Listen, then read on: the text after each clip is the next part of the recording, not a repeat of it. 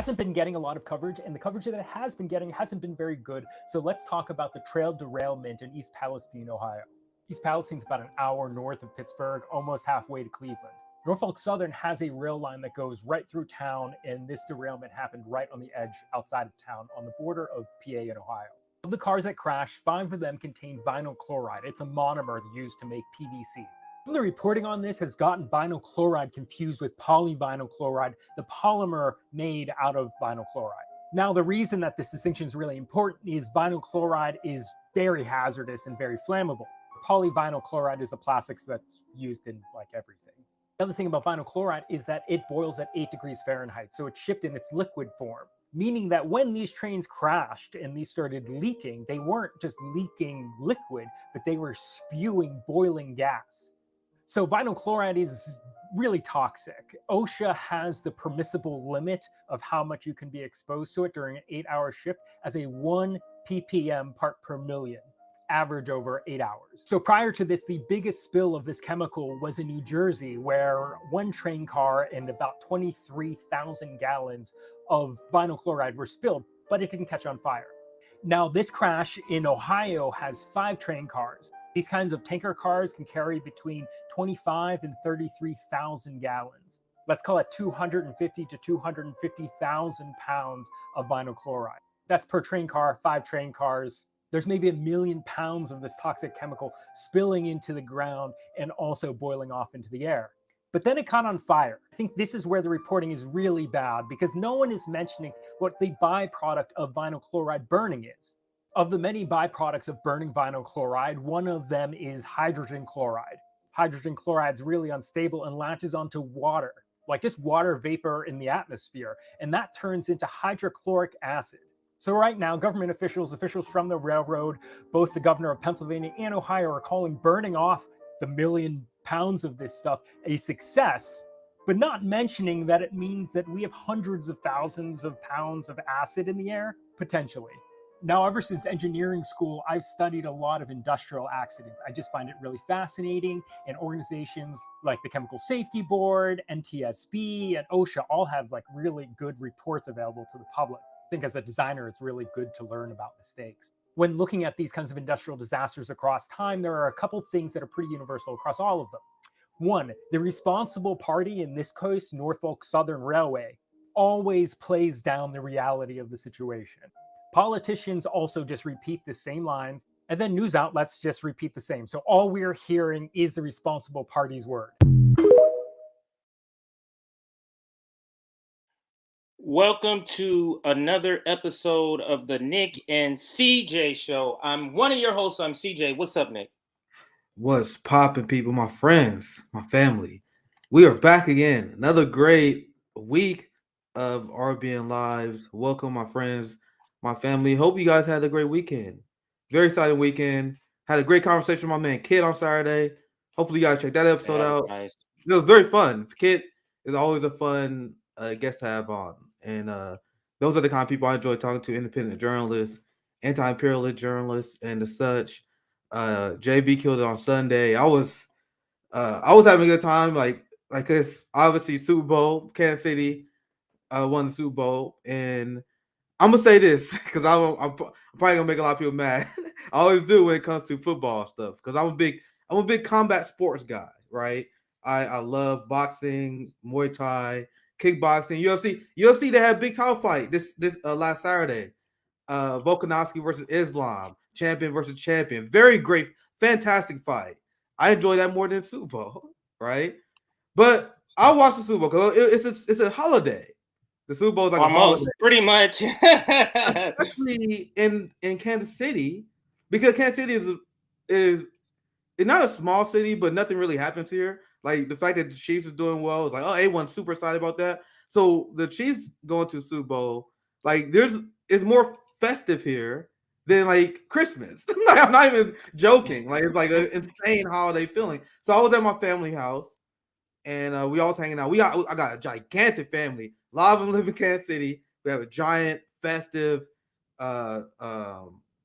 dinner, lunch. We all hanging out. It was always fun. Always see all new little kids. Like so many of us. So many goddamn people in my family. So that's why I'm now hanging out with them. Obviously, it's a Super Bowl party, so we watch the Super Bowl. And I can't help but notice, CJ, it's like,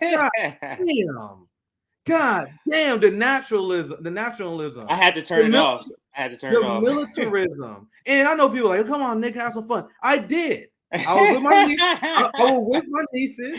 I was with my cousins, and I did not bitch to them. Have some fun. Come on, Nick, have some fun. So I did not bitch to them. But that's what you guys are here for. This is what RBN is here for.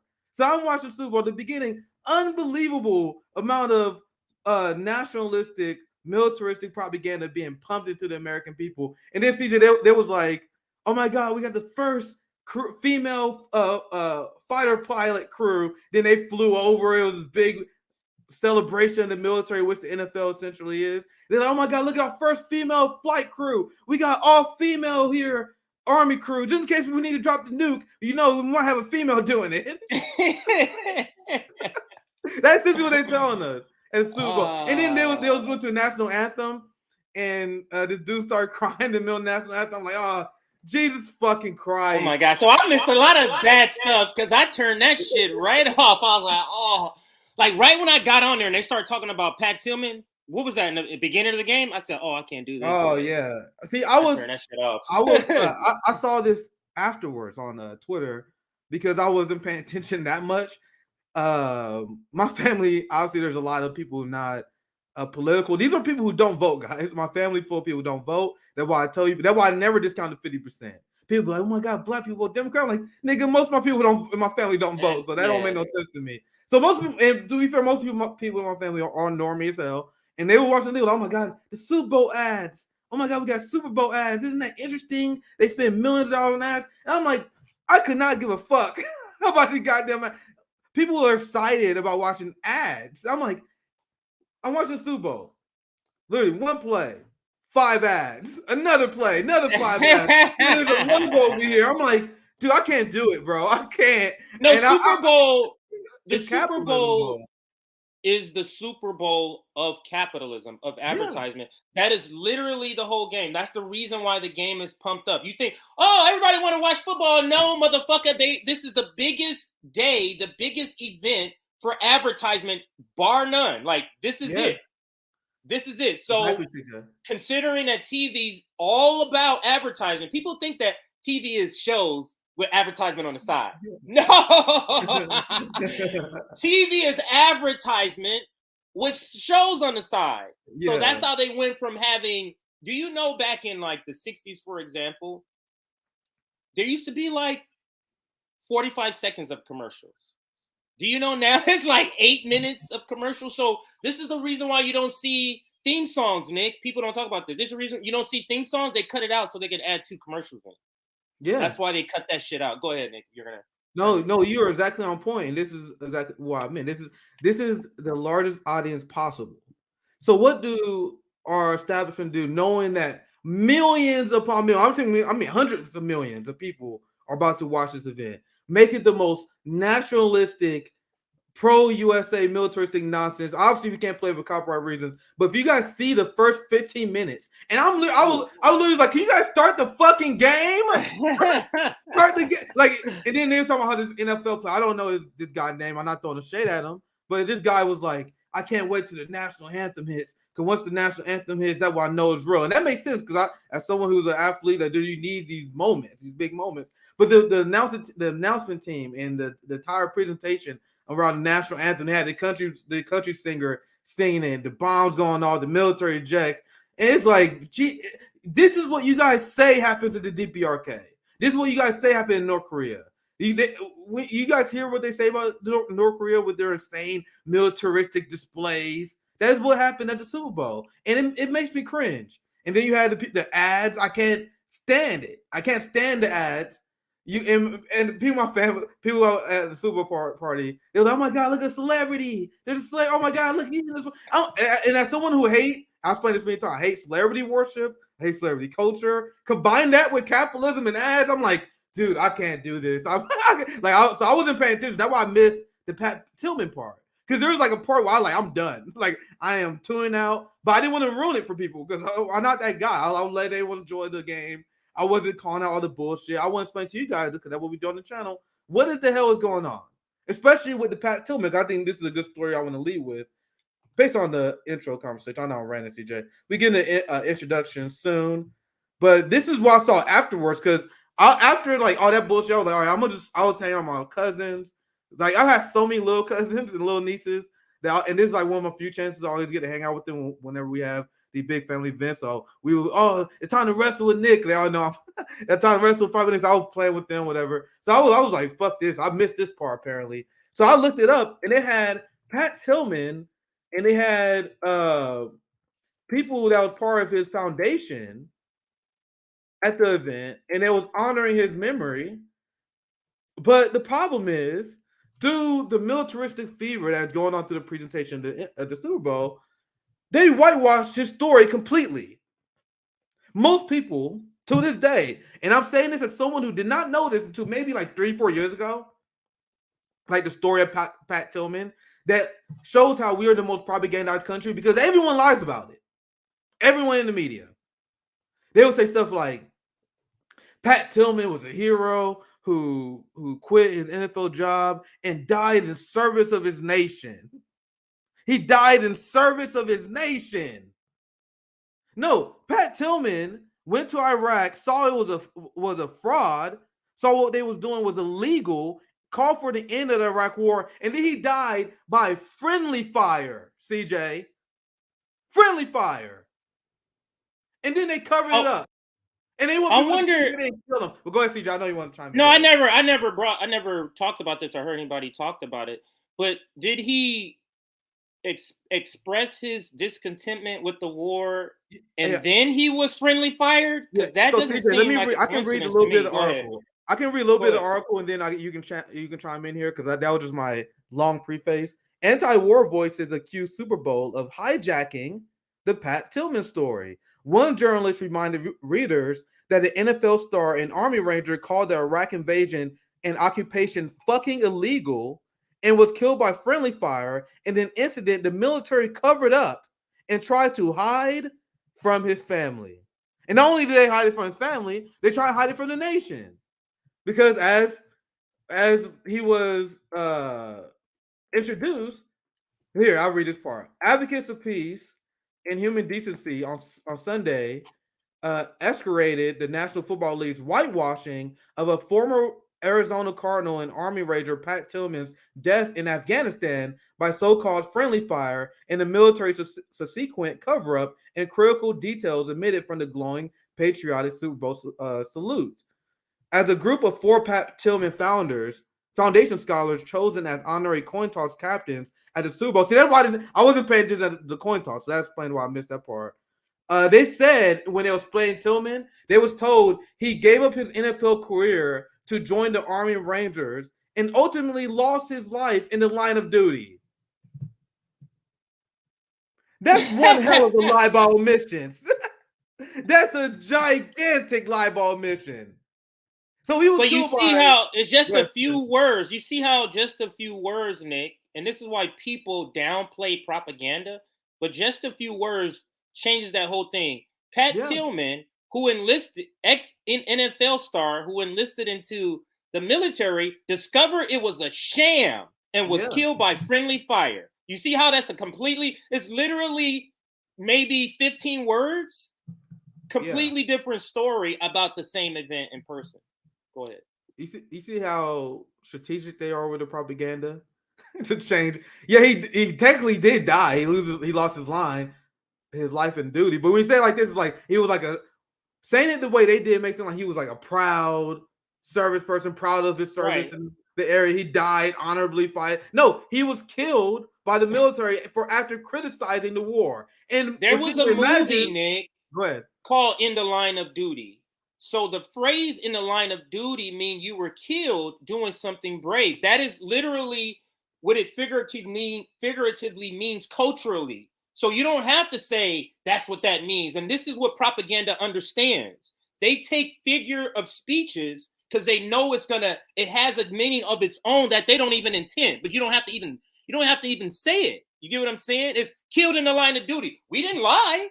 We didn't say he wasn't friendly fire, but the concept of in line of duty, the reader just gonna go, wow, he was brave. Yeah. That's You all would they never- want you to have happen. Go ahead. Technically, they didn't lie, but you would never assume that death came from friendly fire. And I was not being holier than thou when I said that most people don't know about this, because this is something I learned about maybe 4 years ago, 4 years ago. And it was something like, I don't remember who mentioned it to me, but someone was like, do you know that Pat Tillman died by friendly fire? I was like, what? I thought that Pat Tillman died because he went to Iraq or Afghanistan and he was killed. It was a tragic story. So you thought he helicoptered into a freaking terrorist site with guns and just you thought it was Call of Duty. That's what you thought. I play a lot of Call of Duty. How they assume, and a Call of Duty plays a part in all of these things, Nick, makes their propaganda believable. The propaganda on TV, the what you see on movies, what you see on the NFL, all of these things collectively make you believe the ridiculous stories about South Korea, about China. It's all about building the conditions, like the Chinese spy balloon. Can you believe that bullshit? That tells you right there. Go ahead, Nick. I'll keep rambling. Yeah, and that's what this is meant to do. Because if you mention he died by friendly fire, that changes exactly what that means. Because that's why I didn't even know that until I looked more into it. Like, it's one of the things where all you hear about the story, they keep saying die in line of duty, so you just fill in the line. That's what they're doing here. So that's why a lot of people were outraged by this. And it said the video did not say how Tillman died, what he thought about the Iraq War, or how the military lied to his family and the nation about his death. This outraged many viewers. So there are a lot of people that saw that line like, what? And this is following, because by the time they got to the coin toss, I was tapped out. Because that's when the game about to start, CJ. At that point, they did like 30 minutes. That's why I told you I didn't even see it, because literally before the game started, I was like, oh, hell, I can't do this shit right here. Oh, no, I can't do this. But good thing, like, I hadn't planned to watch it anyway, so I wasn't disappointed. I literally was out with my wife. We was celebrating Valentine's Day because we can't celebrate it during the week. That's what we were doing. And then, it was TV, everybody was watching everywhere we went. People was watching it. But that's all they were doing. Pat Tillman was the last straw for me. That's when I was like, I can't. I guess I'm not watching. I'm just watching highlights this year. Yeah, this is something I learned about afterwards because I didn't see this part live. I saw anyone tweet about like, well, they did fucking what? I was like, they did what? Anyway, it was a fun event. I didn't want to ruin my family event by getting political. That's the last thing. That's the last thing I want to do when I'm off. Let's talk about politics. Yeah. I'll read the last part. Go ahead, CJ. And you say your family is very non-political. So people who are non-political and believe it's all nonsense, they don't want to be preachy. This is the part, Nick, where I have to get better at talking to people who are not in this shit. How to talk to people who are not in it, to talk about them, talk about the shit. You get what I'm saying? It's hard, man, for me. Go ahead. You plant seeds. Like I have done this expertly because a lot of people don't want to be surrounded with that talking nonstop. I would have dropped bombs out like you say stuff like, "Man, Obama was a war criminal." They full of shit. And you leave it there, and then you let them ask questions. What do you mean by that? Oh, since you asked, I was like, anyway, that's a whole long conversation. That's a whole nother story. Yeah, I went to South Carolina. I talked to hundreds of people down there. Had a lot of fun, and you learn with different personalities. It's almost like a puzzle that I find greatly enjoyable once you crack it. Like, how do you get this person on my side? Like, my brother is extremely radical, anti-capitalist now. Just because he'd be in the background hearing my rants and shit. He's like, oh yeah, that shit makes sense, and that's kind of, I don't know. But anyway, let me continue. This last part, I will read this story, and then I'll pass to we can start with the introductions because this is a great point. The killing of Pat Tillman and covering it up afterwards is the worst thing the U.S. military did to him. But the years they spent rolling out his portrait, backed by some inspirational music as a recruiting tool, is a close second. Now think about how disgusting that is. You killed this man, and now you guys are using him as some sort of icon and as the spokesperson of why you should sign up for the military. The guy sounds very George Floyd-ish. It sounds very George Floyd-ish, using his name for a bill that funds the police, using his name to promote war. Like, why do they have to? Why do they keep using him? What's so particularly egregious to me about this, Nick, is that not only you did this to this person and his family, you use it. Okay, use it the year he died. Okay, you use it the second year, nigga. We 15, 20 years later, you still using it?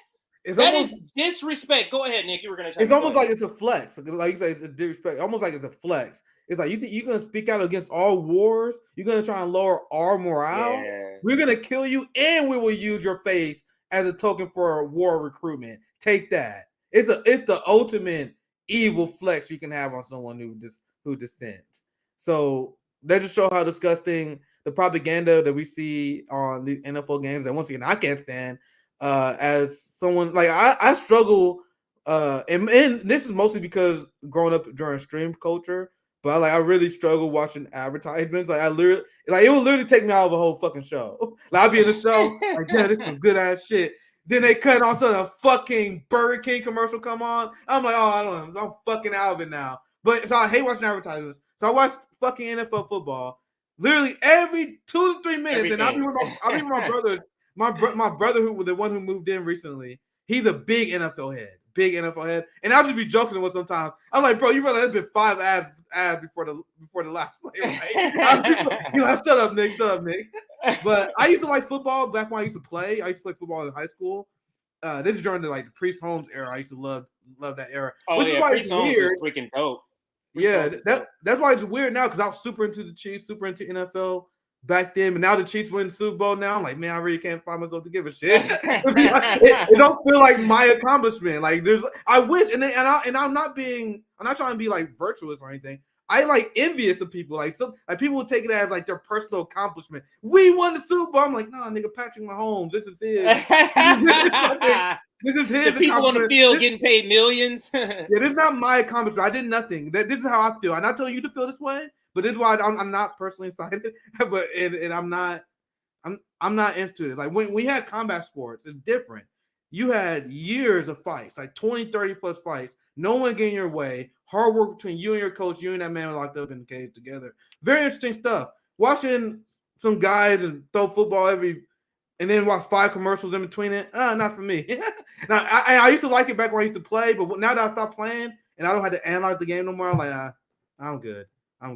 But anyway, CJ, talking shit now. It's just a lot. Let me chime in on this. It's just a lot of layers since my sort of political awakening. Because I used to be way into football. It's been lots of layers of stuff that just made me go, I don't know. It's not the same game for me to watch. So within my political awakening, one thing that I am acutely aware of is how racist the NFL is. The structure of the NFL is still structured like a plantation. And think of this. I'm going to leave everybody with this and then talk about Pat Tillman. Think of this. The NFL is something like 75, 80% black. This was the first Super Bowl that 2 black quarterbacks played each other. How the fuck is that happening? 2, the other thing is Eric Bieniemy, the offensive coordinator for KC, has won 2 Super Bowls. He can't get a head coaching job. He's black?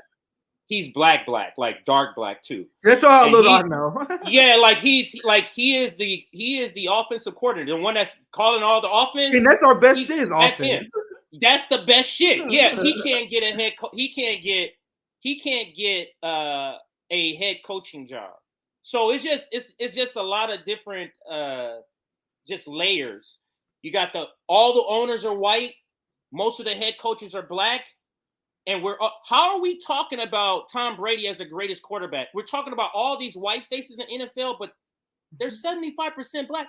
How the fuck is that? And then they made the game about coaches and quarterbacks so they can only talk about white people. And then they changed majority white people. Otherwise, you'd be talking about 75% black. They don't want to do that. Go ahead, Nick. I keep interrupting. No. To your point, they changed the game. I found it much more enjoyable before it became more this pass-friendly nonsense. Like they changed the game to make it more pass-friendly, to be more quarterback-centric. And that's just one of the decisions they make just based on what would generate the most capital, right? And they did to protect people like Tom Brady and Brett Favre and these quote unquote goats. Like you got a 40-year-old man, middle-aged man who's considered a GOAT. And the reason why they're able to play it along because they don't get fucking hit. Which, okay, that's fair enough. You want to protect them, but that's why like in combat sports, there's none of that. Like you see how there's like people getting robbed because they're not playing the right position. Mm-hmm. No, in combat sports, it's a straight up meritocracy. Did you win or did you lose? Notice? Anyway, sorry, I don't want to get. You notice protection for the quarterback other than any other sport. And the quarterback is mostly white. You think that's a coincidence, my dude? And then get the fuck out of here. Get the fuck out of here. Go ahead. There's all these compilations of the referee like calling roughing the passer whenever someone breathes on Brett Favre, touches Tom Brady. Then meanwhile, Patrick Mahomes and black quarterbacks be getting fucked up. No flag. Like there's crazy compilations of that. I always know this stuff because my brother. It's literally NFL head. He talks about the show all the time. He's like, man, they never call roughing the passer on black quarterbacks. I'm like, now you think about it, that's true. That's why watching. I'm like, man, they be fucking black quarterbacks up. Meanwhile, you very tap Tom Brady flat. I wonder that he's considered GOAT is completely a quarterback and a kicker. To me, can't be considered a GOAT. Like it's ridiculous. Those are two of the most insignificant positions on the field, and I played the game for more than 10 years. But anyway, I also want to chime in on this Pat Tillman because there's a reason. Another reason they're using him is literally because the way he looks. You tell me he doesn't look like G.I. Joe to you? And that's another angle. Look at this strong jawline here. This is he looks like casting for a movie. And that's another important angle to cover on the story. I'm glad you brought this up, CJ. This is why they had to kill the motherfucker. This is speculation, but I use critical thinking skills here. Imagine a scenario where you have someone as publicly recognizable as Pat Tillman, who famously left his $1 million contract to fight in the war, and then he came out and led a campaign against it. You have Pat Tillman, this handsome motherfucker, this Captain American looking motherfucker. He comes out against your war after he famously signed up. They could not, especially around 2005, 2006, as the war started slowly losing support, they could not possibly have that happen. So they was like, let's kill this dude. Yeah, friendly fire. Yeah, that's what I was getting to. Like, I don't believe any coincidences whatsoever at all, especially not with the people. They're not good fake actors. So that's my belief. That's why I was asking you, like, wait a minute, did it get out that he was against the war before this so-called friendly fire? Because if that was the chronological order, it's my opinion that they killed that nigga motherfucker. Yeah, they can't have him looking. They can't have G.I. Joe back home saying don't go to war. Could you imagine G.I. Joe? If anybody doesn't know this, it's an old cartoon show, and it was a popular character, and he kind of looked like this. He was a white guy, blonde, good looking. That was the main character of the cartoon, and he's essentially Pat Tillman, essentially that. But guess who tweeted this? Carrie Lee. Look what she says. Pat Tillman is one of the greatest Arizonians to ever live. Why? He makes me proud to live in this state. Do you think she doesn't know he was against the Iraq war at a point? Do you think she really didn't find that out? That knows how she don't mention the why here. Like, why? She don't say Pat Tillman in a brave manner stood up against the war. He famously stood up against the Iraq war and he was killed by the military. That's why he's one of the greatest Arizonians to ever live. You see how she don't mention that? They're actively trying to whitewash this guy.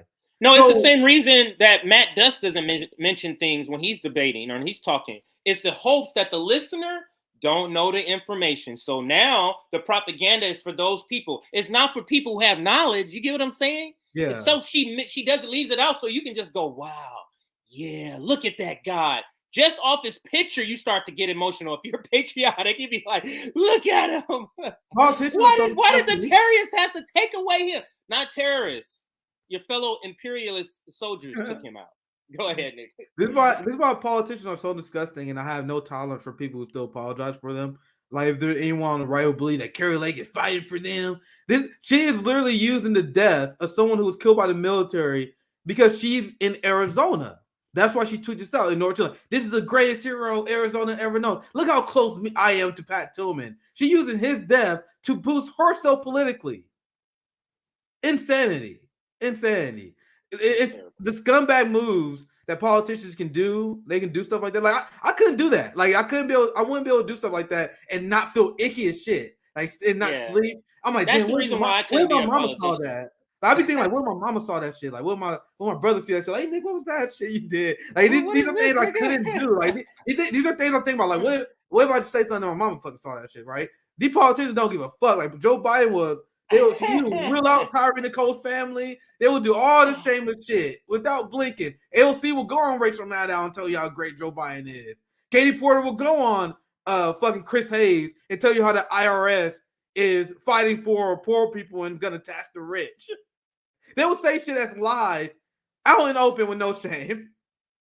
CJ, any thoughts? And we do some announcements. No, I think we can get to some announcements. I don't know. The Marianne Williamson. Let me just go over. Let's start announcements. I'll tell you some of the topics here, everybody that's watching. So, of course, the thumbnail topic, DOA, and Nick and I didn't discuss this before, and this was a great point that we talked. You talked about on your show, and I had made a comment. Bernie Sanders and AOC can't support Marianne Williamson. Yeah. So how is that going to work? But you also read an article that we're going to be discussing for that topic. Yeah. About I have a very particular just a heads. I got a very particular order I want to do this in. So after you do the announcements, I'm gonna do the IRS story. But trust me, it ties together really well. Okay, so no worries. That's the order. I'm gonna do a quick little break while you do the announcement. I'll be right back. Yeah, absolutely. So there's that story. Then is the Ohio derailment, which is also a climate story, which is also a fossil fuels. I mean, it's not fossil fuel. It's also just a tragedy. So we're going to be talking about that and some of the repercussions of it. We just finished the Pat Tillman story, so we covered that. And then we're going to also talk about what's happening or what happened to Biden's police misconduct database. So Biden's police misconduct database will also be covering. And here is the graphic. So this is Aaron's graphic. The main graphic here, dead on arrival. And when we get to the article on the heel that talks about this, and you'll understand why we're calling it dead on arrival. And then this is the temp image, same thing, dead on arrival, because I think it's a very another question that we have to pose to those who are part of the professional managerial class, or those that are just trying to push Marianne Williamson, and that is, how is that going to work when Bernie Sanders and AOC, the two top progressives, and even the squad, and most of all of the progressive caucus cannot endorse her and will not endorse her and will be endorsing Joe Biden? How is that going to work? So we'll be talking about all of that. First things first, though, let's like the stream. Last time I checked, we were at like 150 likes. We got more than double that as far as people watching. Can we get to 350 likes? That would mean 200 people hitting that like button. So 200, you right now, hit that like button. Let's get us to 350, the Nick and CJ show, for this upcoming segment on Marianne Williamson. Also, our Substack. Join our Substack if you want to get notifications when we go live or when we upload clips. And I feel like sometime later this year, we're going to finally get to writing op-eds on there. I want to do some. I know Nick is going to do some on there. I really have a few good article ideas. They've been a while since I released some of my Substack, so that's definitely a good idea. I think that our Substack, Nick, the RBN Substack, we can have other people write on it. It can literally be used like a source. And that's my hopes for. So join our Substack for all those reasons, for the upcoming op-eds that we're going to be writing probably before the end of the year. And also for notifications. The last time I checked, we were approaching 30,900. So about 110 more we need to get to 31,000. And our goal is RBN to 50K. And we can only achieve that if you're liking streams like this, if you're sharing, if you're talking and telling your friends and family about RBN, because the algorithm, we are being shadow banned on every platform. Like our shit is not being seen. Like when we go live, Nick, and I go to my other account and I'll go look to see if it's live, literally I have to scroll through about 15 videos that aren't even live to get to our live feed. So please like the stream. 350 is the target we're trying to get to. Let me toss up some comments. Do we have any super chats we want to toss up there before we start with the next story? Let me do a quick. I don't know. Let me look through. Let me look and see if we have. Big shout out to Aberdeen for the super sticker. Big shout out to Aberdeen. I think we good. I don't think we missed anything yet. But did you read this one? Oh yeah, sorry, I did miss this one. Thank you for $10. Yep. Would have loved for the NFL players to refuse to play in the act of solidarity and use the outrage to force our politicians to pass policies and measures that help people and the planet. Yeah, that'll be great, but once you're in the petty bushwashing class, you forget all your shit. Because Nick, like I said during the NBA strike, if NBA players, these millionaires, NBA players, literally, if LeBron said, "Nigga, y'all ain't playing no NBA this year until y'all have something cracking," do you know the billions of dollars? They'll be like, the owners. He'll be like, owners, get on the phone to Congress and make something fucking happen, or you're gonna be losing millions a day. Literally, black people have the power, but the black people who have the most power to stop capital are friends with these motherfuckers. They're in the same class, hanging out. You get what I'm saying? The Stephen A. Smiths, they're just hanging out. They could do so much good. They could do so much if LeBron and if all the NFL players, Nick, and all the NBA players just said, "Fuck y'all motherfuckers. We need to end qualified immunity. We need to do blah, blah, blah. We need to do blah, blah." Do you understand? A couple of months, that shit will be in play. Yeah, it will be in play. It will be literally over. But this is why, as Marxists, unlike Soc Dems, unlike social democrats who are looking for leaders and looking for heroes, we are lazy. The Marianne Williamson 2024 people, they are lazy. The people who are wanting Bernie Sanders to run in 2024, they are lazy. We understand as Marxists that these capitalists, these millionaires, the benefits that they get from being part of the bourgeoisie class, being part of the ruling class is so strong, it would be foolish for anyone to ever expect them to turn their back on their fellow class. To have, and I'm not saying you did this, CJ, but I'm just talking about in general. For anyone to have a plan, I'm not saying anyone is guilty of this, but for anyone to have a plan that relies on celebrities saving us, Marianne Williamson, Bernie Sanders, and this is a mistake I learned. Like once again, I never preach to the choir. A lot of stuff I'm telling you guys because I learned from my mistakes. The mistakes that a lot of people make, they think that someone's going to save us. We got to do bottom up, from the ground, organization building. Period. End of story. No one's going to save us. If that organization does not happen, change will not happen. We got to have that mindset. And I just want to make that point, not aimed at anyone, because that's going to be our focus into this next year. Because I got pretty big announcements coming up soon, and regarding my plan for my chapter, I got a lot of big stuff working on, and that's going to be my focus. Like no shortcuts. Like if someone like LeBron and the millionaires help us, great. Like we get a class trader, like we get a Susan Sarandon. That's what the Black Panthers did. People say, how did they get so? They had celebrities who were like Jane Fonda, who were donating lots of money to them so they can do all of this work. So we absolutely would accept Chris Rock, who my brother works for. You want to throw some cash this way? My brother throws some cash this way. That doesn't mean we're going to stop critiquing black capitalists. Like, that's not going to change. Black so-called capitalists, because black class traders are accepted, but we can never rely on or expect or have a strategy where we're going to trick them to come on our side. What some people want to do, if we just nice enough to AOC, I still can't believe, like, this is literally what Calculancy said with them. Like, if only we're nicer to her, they'd be more likely to help us. That's not how it works. There's strict class interests, and their class interests cannot be reconciled through electoral politics. That you're not going to have the system tear itself down. That's Yeah, I got Anyway. Ebola fixing itself. Ebola virus is not fixing itself, okay? that fucking makes sense. That fucking makes sense. All right, I think that's the last of announcement. There's a lot of great comments, though. I was trying to throw as many as I could up there. But whenever you're ready, Nick, I'll toss it back to you to get into the story. Yeah, I can start in the story. So mark this under something else that RBN warned the boutique left about and got right as they got wrong. Something else that RBN in a very short time, we literally about to turn 2 years on, only 2 years. Only 2 years old, 2 months from now in April. But we constantly get stuff right that the boutique left is, I have to say, purposely getting wrong at this point. We have done segments dating as early as last year, calling out the Biden administration, lied to the American people that they are expanding the IRS to go after rich people. And this is, once again, this is something that RBN was right about from day one. This is my tweet in August of 2022.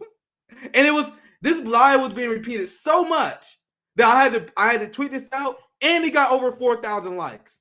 Because so many people see it, people saw how ridiculous it was that not only you had liberals saying that Biden is expanding the IRS agency because it's built under capitalism that is designed to go after the workers, not the rich. But Joe Biden, Jim Crow Joe, who have a history of having regressive economic policies, he looked at the IRS, he told them to cut it out. And then after Joe Biden told the IRS to cut it out, they said, you know what? We are not going to go after poor people no more.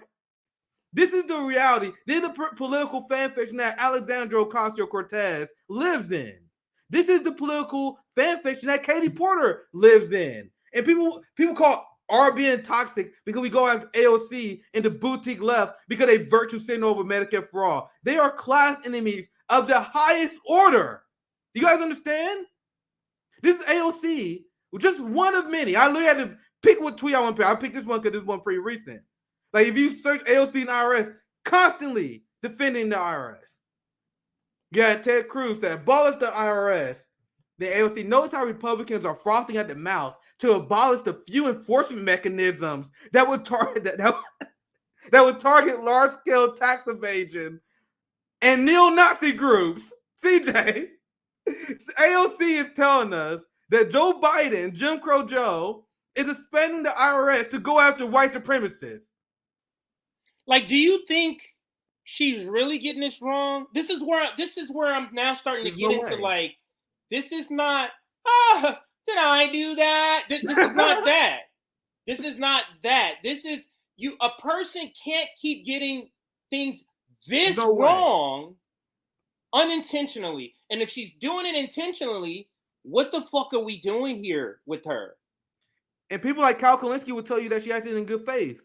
Like he swears them down and call anyone who say AOC is a bad faith actor. He said people that say AOC is corrupted like a grifter and shit. That's like his criticism of Jimmy. He said Jimmy, he say that these people are sellouts, but they're not sellout. This is why what we do at RBN is so critical. Because other people like Kyle and them, they say, we will have disagreements with the squad. No, we point out why they are frauds. And not disagreements. They are frauds. We did a segment on AOC on Maddow that you have not seen on Kyle Kalinski's channel. They not seen on David Doe channel because they don't want to show their audience this side of her. There's blatant sellout. Their audience don't want to see that side of them. If they did that to their own audience, they'll start losing people. Yeah, that's true. I remember Ron Pacone got a pushback because they cultivated this audience. They cultivated this AOC stan, Bernie stan sort of audience. So if they can't do that, but they literally skip over shit. Try to find Twitter files on Majority Report. Try to find Twitter files on Humanists. Try to find that shit on Rational National. But these are independent reports. Just a joke. Go ahead.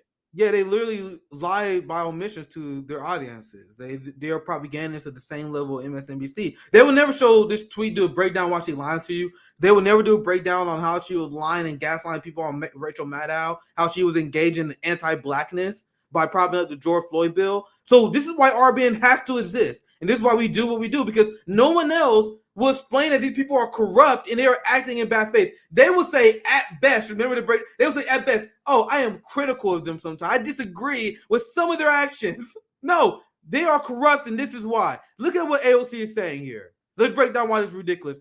AOC is saying that we need to expand the IRS that historically, and we're going to get to this very soon, always went after poor people, but the same way that they use white supremacy and domestic terrorism as a way to gain political capital in order to fund the Capitol Police more. They said, oh, we need to fund the Capitol Police more because we need to go after Trumpers. And then the Capitol Police turned around and went after the indigenous people who protested Line 3. Then they started going after black people and surveillancing the proletariat in the area. The same way they did that, they are doing with the IRS or any Biden policy. When they say, well, Biden has to expand the IRS because if they don't expand the IRS, that's our only mechanism to go after neo-Nazism. Said the person that is funding the Azov Battalion. Said the person that is sending billions of dollars to Nazis want to fund the IRS to go after Nazis. So, okay. So anyway, this one of many examples of AOC bullshitting people and lying about the IRS. Then you had Katie Porter, who, the new progressive darling, man, Crystal Ball was really excited when Katie Porter announced her race against Dianne Feinstein.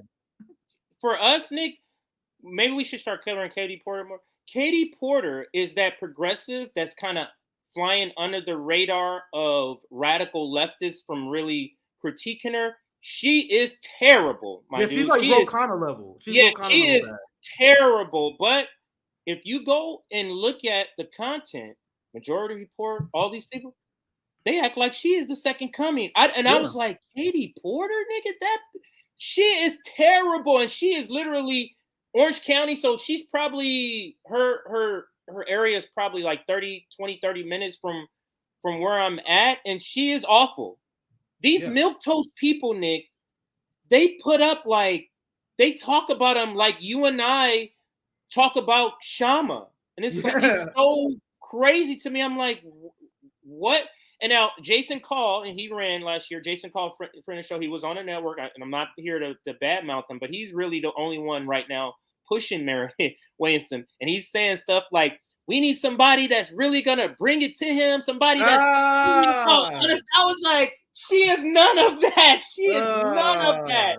My dude, Jason, she is not any of that. The person who can't handle an interview with a college dropout is going to handle the wrath of the establishment for challenging the president, which we're going to get into it very soon. It ties to this narrative that I'm building here. Because we have Katie Porter. I'm going to go back to her. Let me pull this receipt up. Katie Porter, once again, a staunch Zionist, support Ukraine funding at infinite levels, support funding the police more, a standard Democratic Party liberal who do these, and I would say, like on a professional managerial class level, the presentations of her chalkboard are fascinating. Like if you look at like her setup, like you can tell, you can see why the professional managerial class loves her, because she do these really high research showcase presentations where she wags her finger at the Wall Street. Things that they can relate to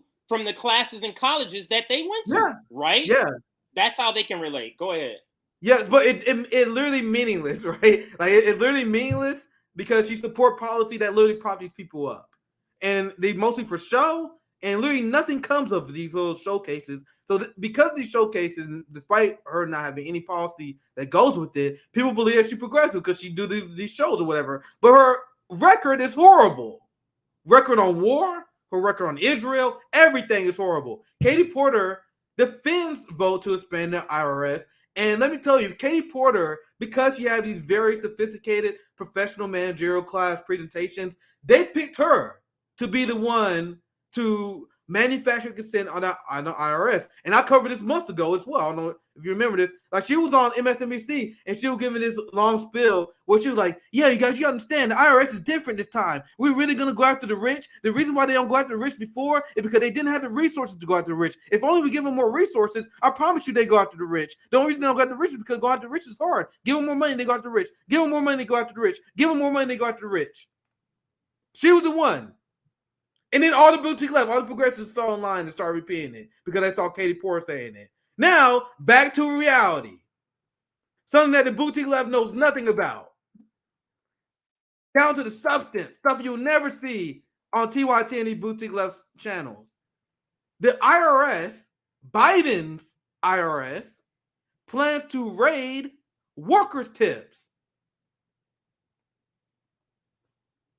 So the narrative that they played, that they tricked people with, were, oh, we're going to spend the IRS. We're going to give a capitalist institution more power to decrease the power of capitalists. Explain to me how that makes sense. I, and people at RBN, people who know theory and understand how government and this kind of stuff works, we told you guys this last year. CJ, how does this make sense? If they have more resources, why would they use more resources to get less by going after the rich instead of using that resource and marketing it? And go after the person, the IRS agent, one agent, that person's salary is more than the money they're going to be collecting from any fucking worker. So fucking dumb. They think the IRS, with all this money, is gonna go after the rich instead of going after more poor people and pocketing that and getting those salary bonuses. But we have to ask the question: why would the IRS go after the poor? We have to understand capitalism needs an underclass. They need people to be poor. They need people to want to take these low wage jobs. So why do they have? Because they see Americans can't be getting no leg up. What do you mean? You guys are Venmoing to help people with healthcare? Fuck that shit. That's taxed. Yep. You can't. They're not allowing any sort of coming together as a community to uplift. We're gonna figure out how to tax that shit, to yank that shit from you, because you're not gonna build up anything to challenge capital. And that's what they're doing. And Katie Porter and AOC just went along and played along with that and sold us. Bullshit. Yes. And that's why people say, oh, why are you criticizing the best we have? AOC and them the best we have. No, they manufactured consent for this. AOC and Katie Porter for months was talking about how great expanding the IRS will be. And it led to this. Let me read the sub-headline. I'll read a little bit more of the article, and I'll pass it to you, CJ. Coming crackdown on the $1.6 billion in unreported tips will continue the IRS long and ugly history. That part is important because it's not new. I'm not telling you guys anything sophisticated. I am telling you guys something that everyone on the left knew. The IRS is a corrupt capitalist institution that imposes regressive filing fees on the working class while ignoring the rich. But meanwhile, the NATO left, the boutique left, is here to flip everything on top of its head. The boutique left, AOC, is here to cultivate a dumb left. Anna Kasparian is here to cultivate a dumb left. Now, a fact that we all knew, a long and ugly history of targeting low-income Americans. It went from that to now the left position was, we need to fund the IRS to go after the rich. You guys see how social democrats, Bernie Sanders, and that faction of the left exists to dumb down workers? Now I have people. I've been seeing this cancer. I've been seeing this cancer of people supporting funding the IRS because they are reflectively against it because Matt Gaetz tweets against it.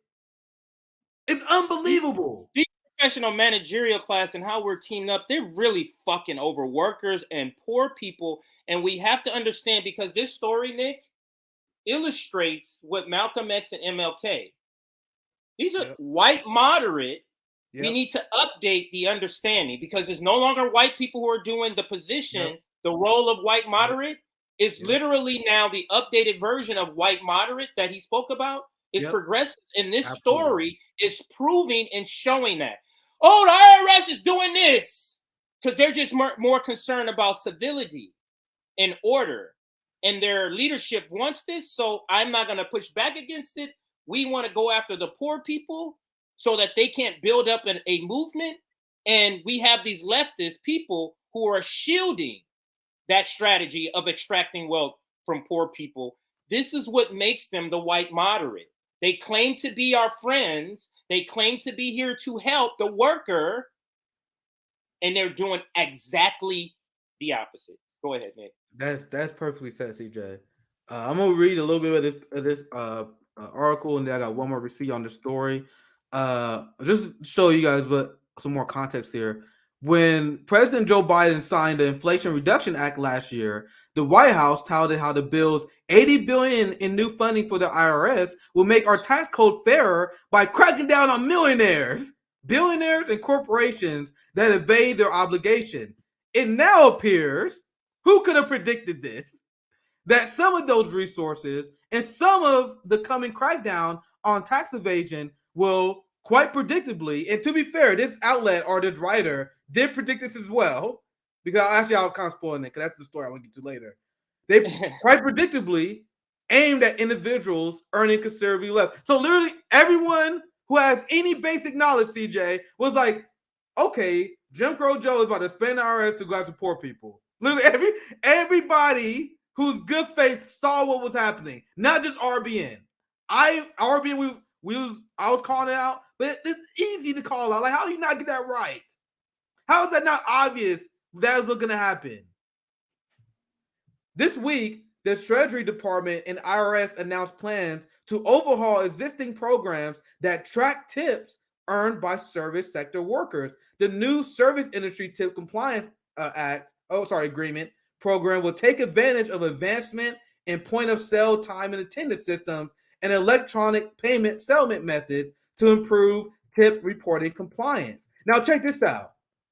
The IRS estimates that they could collect $1.6 billion in tax out of tips. Sorry, let me read that again. $1.6 billion in tips went unreported during 2016. So they are launching this massive program, CJ, to get $1.6 billion.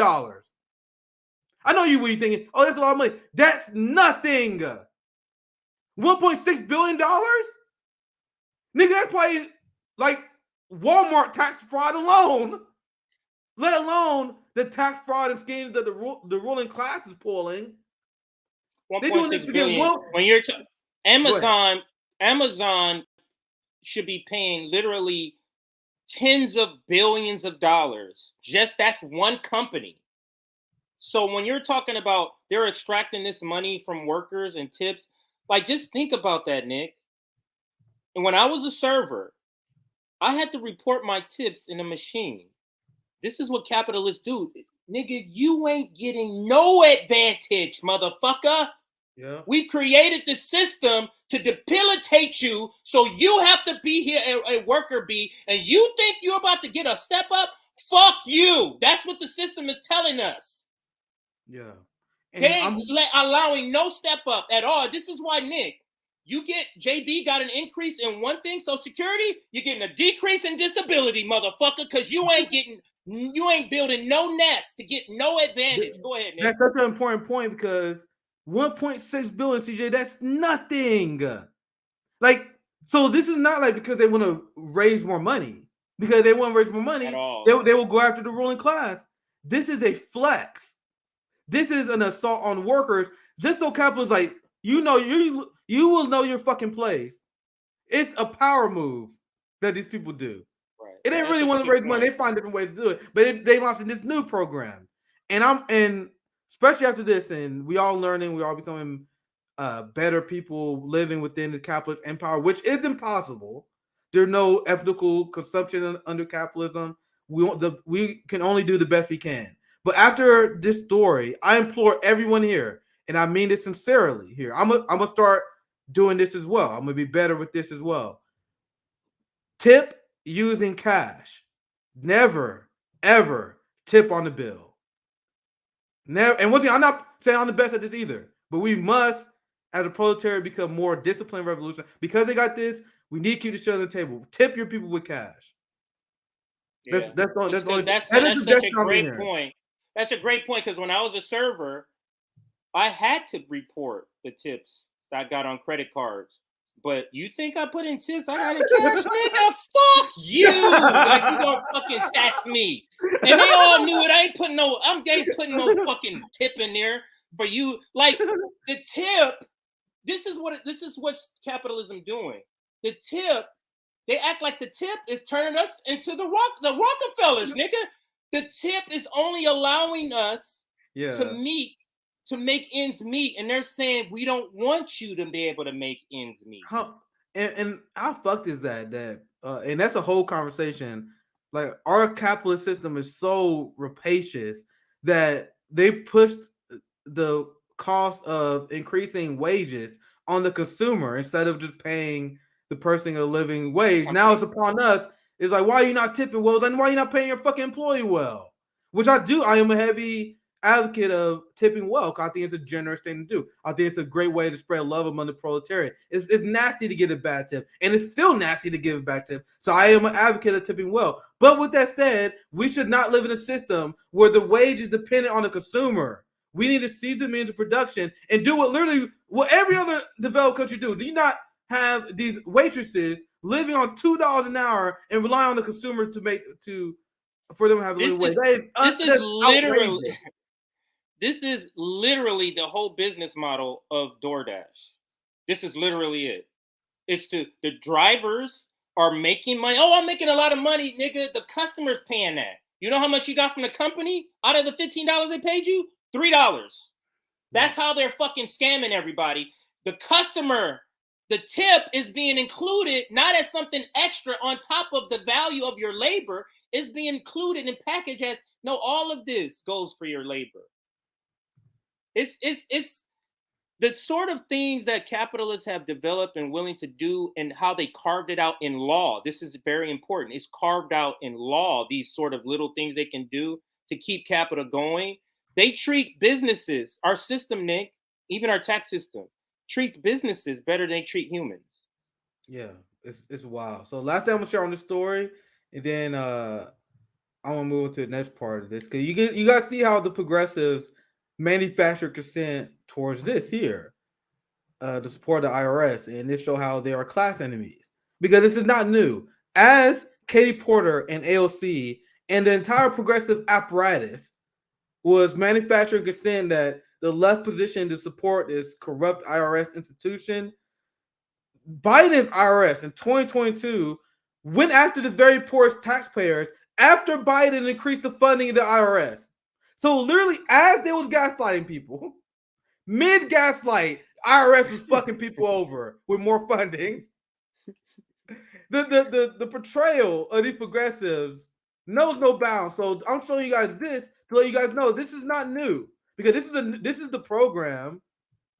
I'm sorry, this is the program that the IRS just announced, but this is not new shit. They was doing it in 2022 too, going after the workers. So the Marxist approach is not to reform the capitalist institutions, to destroy them and completely replace it with a new economic system and model. And under a Marxist system, you're not going to have a system that imposes regressive fines and fees on workers the way the IRS does. So with this, I want to get to the next story, because you guys see why we went after the progressives. They are not the best that we have. They are not the best among us. They are here to play a very particular role, and that role is to be the youth wing of the Democratic Party, to be the PR wing of the Democratic Party. So when Joe Biden has his biggest speech, which is de facto his campaign launching event, the State of the Union, who do they get to go on prime time in MSNBC? AOC. AOC on Rachel Maddow. They couldn't. It wasn't even a random MSNBC host. They're like, no, we're gonna pick the biggest one on prime time, and we're gonna send the biggest progressive. And she did a PR for Joe Biden, because that's their job.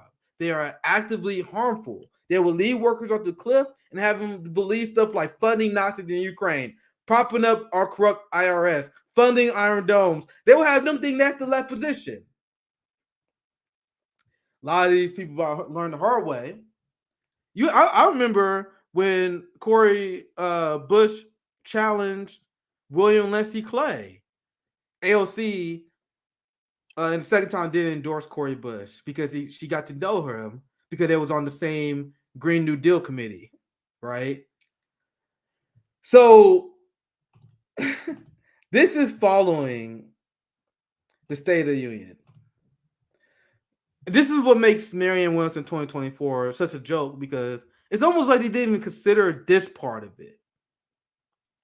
Bernie Sanders failed to defeat Joe Biden, and Hillary Clinton. We know it was rigged, but you guys know the game. You guys know the game you guys trying to hijack. So Bernie failed to defeat Hillary Clinton and Joe Biden with the support of the entire progressive apparatus. See, I mean, everybody, Nina Turner, Justice Democrats, every single progressive was on board. Everybody. Majority report. Hell, even Jimmy Dore was on board on Bernie. Yeah. Even Chris Hayes, even Shama Sawant who don't even vote Democrat. They were there trying to support Bernie Sanders. You had everybody. On board. Everyone, all full steam ahead. I quit my job in 2020. I was knocking on doors. I met a ton of people who did the same. There was this dude who came from fucking Sweden. It was weird, and I'm mad. I'm blank on this guy's name because I hung out with this dude for like a week, and he was a savage on knocking on doors because he knew social democrat policies up and down. He had this great speech. He took advantage of the fact that he was from Sweden, so he go to people like, "Yo, trust me, man. I have single payer healthcare system. I have to live here for a few years. I will never go out. I hate the system." He'll hook people using that. He was fantastic. So the point is, all of these people all around the world came together to fight for Bernie Sanders, and he still couldn't do it. But the boutique left has a plan, CJ. Despite the fact that we have completely fractured, quote-unquote, left, well, now you got people who woke up to the idea that electoral politics is not the way. We're going to anoint someone who failed to give any momentum started last election. We're going to have him as the left representative to do something that's never been done before, primarying a sitting president in your party. And she's going to do that despite the fact that the Democratic Party put South Carolina in front, CJ, and the fact that she don't even have progressives on her side. This is unbelievable. See, I'll tell you before. I was reading this yesterday. I was like, this is unbelievable. Like, the people who were pushing Marianne Williamson, the people who pushed forced the primary on Biden, did not give any thought about this at all. There was no pros and cons list that was developed here. They're winging it. Just vibes, bro. Look at it. Let's read this article. I didn't preface it enough. Progressive talk about replacing Biden flames out. And when I saw the headline, I was thinking like, yo, okay, this might be clickbait. Let me read here. And it's actually unbelievable. It's not clickbait. I was like, this may be like clickbait. No. So we played, CJ. We did a segment of AOC on Rachel Maddow where she was defending Joe Biden. This article proves that this was a coordinated push by the progressives in order to silence any progressive campaign challenger from the left. Because now they're saying, oh my God, Joe Biden's president State of the Union address was so good, it caught us off guard. I can't believe how progressive he's being. Wow, no reason for us to primary challenge him again. Let me read it. Listen to this. Listen to this. As President Biden prepares to launch another White House bid, the nascent movement to find a replacement to run in his place is flamed out, with Democrats in both wings of the party pleased, which I would say there's one wing. Like, can we stop pretending there's two wings on this bird? Nigga, that's a bird with one goddamn wing. And all supporting Ukraine funding, all for Biden 2024. I dropped the term moderate Democrat and corporate Democrat. That's just me. But anyway, both wings of the party pleased with the expected direction of his campaign and no alternative in sight. So the corporate media not even looking at Marianne Williamson. They look at Marianne like, yeah, no alternative in sight, we said. Progressives have wondered how Biden will position himself in 2024, having seen him both tack to the middle and veer to the left at different points in office. Never at any point did he veer to the left. At no points. But they got a major sign of reassurance after this week's address. More liberal firepower is in the work. And this is coming from the progressives. I have to say, the speech was really good, says Angelo Greco, a Democratic consultant who worked on Bernie Sanders' presidential campaign.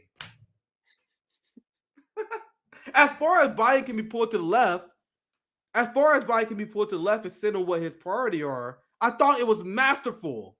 And then they proceed to say, progressives were indeed delighted with much of what they heard on Tuesday night, as AOC showed on Rachel Maddow. When Biden laid out what many consider to be their most pressing priorities around taxes, entitlement programs, healthcare, and reform for massive industries like pharmaceuticals and oil. So now, what the progressives is doing, exactly what I predicted would happen. It's like, now they're using the State of Union address like, okay, Biden is giving anything we want, so we don't want to divide the field. We don't want to muddy the water. We don't want to make a weak candidate by attacking them so Trump or DeSantis can win in 2024. So what does this mean? What this shows that Marianne Williamson 2024 is dead on arrival. Because not only will she be having the task of going against a president, she's going against a president with no progressive support. No one endorsing her. Because look, there's another person, Green, like others in progressive movement, were especially thrilled with Biden's approach to Social Security. Yeah, Elizabeth Warren, Sherrod Brown being quoted in this article. They all say, oh my God, he's standing up for Social Security. He's speaking with workers. Biden is progressive, so why would we want to primary Joe Biden? So this is what's going to happen. Apparently, the boutique left who make these ideas and plans and never think about this kind of stuff, right? So what's going to happen is you're going to have progressives that saying Biden is progressive. You're going to have Marianne Williamson who's going to try and fail in a spectacular way to try to go after Biden. You're going to go after Biden despite no foreign policy criticisms of him. Okay. But in this race, you're also going to have people that say, oh, you cannot go after Biden too hard, Marianne. What if Marianne Williamson start calling Biden corrupt? Then you're going to have people like Bernie who did the same thing to Zephyr Teachout and threw her under the bus and say you've been too hard on Biden. You're going to say, hey, Marianne, calm down. You can't say that about Joe Biden because you can't weaken Joe Biden for the upcoming election. So she won't even be able to run the mean campaign while being treated with grace in this party. So I want to get your thoughts on this, CJ. It's completely dead on arrival because when you think about it, like we talk about it more philosophically with her, but when you think about the day-to-day, the strategy, the campaigning, who's going to campaign with her? All the Democrats are going to be pushing Joe Biden. Literally any person that would campaign with her, we're talking about any of the progressives, any of the 100 members of progressives would campaign with her. None of them can campaign with her. They got to support Joe Biden. So my question to you, Nick, is do you think Joe Biden... Let me back up. So we're in fairy tale season. Anytime the power is split, which we have now, we have the Republicans have the House and Democrats. Anytime, that's when both sides want to shout the most because they know nothing's going to happen. So my question to you, do you think he was doing that? He's shouting the most because he know nothing's going to happen? Or he was saying his speech the way he was so that no Democratic challenger would come up? Do you think? So the way we'll know is that Biden, this State of the Union was meant to be like his unofficial campaign launch. Like you see him test a lot of his Republican attacks. That's why he started lying. And we did an RBN Live explaining this. He started lying aggressively. So this was regarding his record on the working class. He lied a lot about that. This was his I'm here. I'm a strong candidate going to 2024. And all the corporate media outlets were reporting that. So they're like, oh my God, this speech shows that Biden's gonna be stronger than ever in 2024. Now, why is this so significant? So it's significant for him to have this speech and then come out strong and then have progressives say that he's amazing. So then that stomps out any will for or any political capital for a progressive challenge. And that's why it's so important to have AOC on Rachel Maddow right when it happens to help plant that narrative. Oh my God, we're so shocked at how great Biden is being now, right? So to answer your question, I think the point of the State of the Union address was to kill any conversation in legitimate professional managerial class circles on primary and Joe Biden. Now, when you read the article, like I see quotes from Sherrod Brown, Elizabeth Warren. I cut the article short because it's a pretty lengthy article. But you got all these people saying that it's not even necessary for us to do this. They're like, the reason why you want to primary Joe Biden is because you think he's weak. After that State of the Union address is proof that he's not weak. The idea that left-wing Democrats will recruit and convince someone to run against the sitting president was always considered a bit outside the mainstream. But that didn't entirely stop some from privately talking about Sanders or even Elizabeth Warren or Sherrod Brown as possible choices before ultimately conceding that most top fixtures in the party would not mount a primary challenge. That became even more clear as Biden acted on their wish list items, including pinning student loan forgiveness and signing the Inflation Reduction Act, which includes major provisions on clean areas like climate change. Now, we know that whole article is bullshit. That whole paragraph is bullshit. But the reason why I'm pointing this up is to answer your question. This is the talking point you're going to hear from progressives. They're going to say, why should we primary Joe Biden? You see what he did on climate? You see what he did on student loan forgiveness? You see the child tax credit? He the most progressive president since FDR. Why would we want to primary him? So not only do you have RBN on their heels, they try to pretend we're the only divisive ones, right? Not only do you have the RBN left, that's a hard no on Marianne Williamson. You also have hard.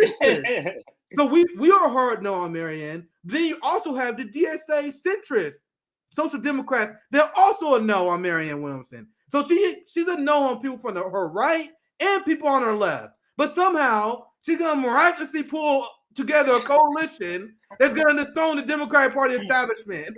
Does that make sense to you guys? And this last part, Nick, I may have to go back and read some of this, but this last part of this same article, glad you got many progressives admit to wishing that someone can pass their purity test. What is this phrasing? Many progressives admit to wishing that someone who passed their purity test would have emerged earlier in the Biden administration, in Biden's first term, and would have been perceived as a credible challenger by now. But most also acknowledge that has simply not happened, and so they're not even acknowledging Marianne Williamson as a person that can even challenge her. But this purity test, because leftists don't say that when talking about our own politics. So that to me literally tells me that Hanny Trudeau is really not really like a progressive. She's marketed as a kind of progressive, but she's not, I have never once told Rome, like, man, what's up, Rome? Your purity test, like that. I swear to God, that word literally never comes out of a mouth of a true Marxist or leftist at all. Right. I don't think I legitimately ever use that term without halfway joking. Like, who uses it's thrown that as a shot? That's what I think. I think this is thrown as a shot. It's trying to say y'all don't have anybody because you have a purity test. Too many purity tests.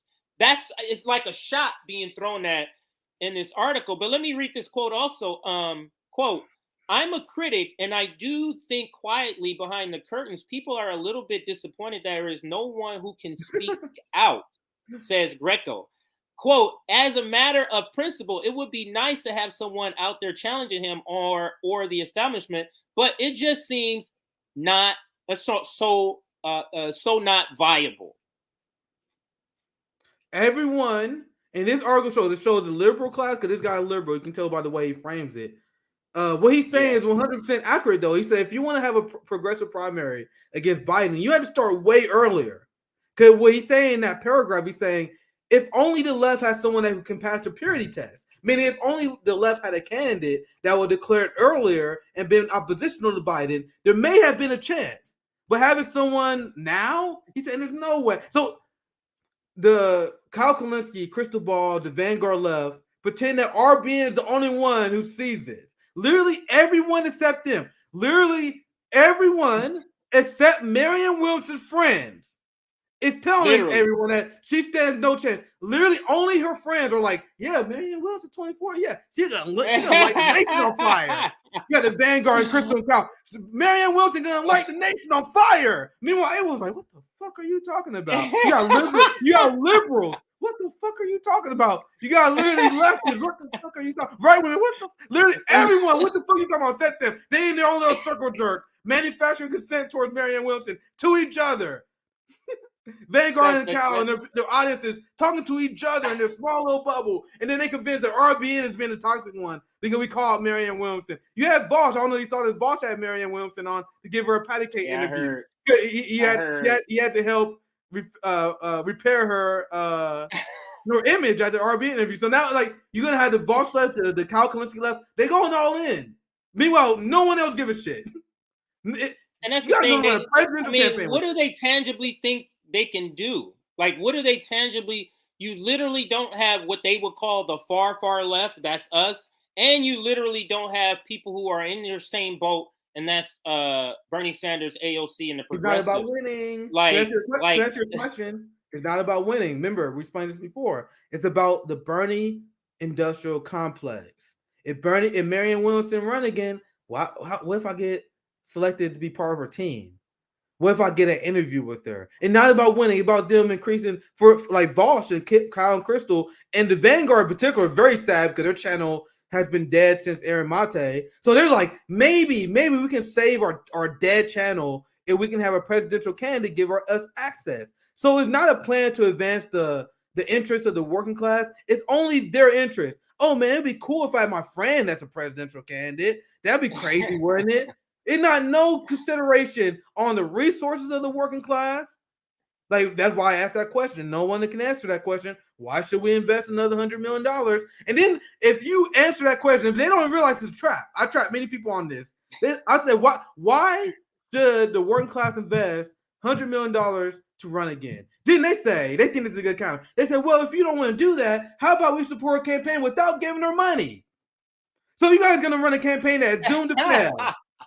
So you're going to run a campaign that's doomed to fail instead of running third party. And you say, oh, I don't want to run third party because if we run third party, we're not going to win. But you're not going to win by not accepting donation for people. You got to see how if you're going to run a campaign where you know you're going to lose, if you know you're going to lose, this is our argument. If you're running knowing you're going to lose, you might as well run with the goal of overthrowing the two-party duopoly, of growing a third party.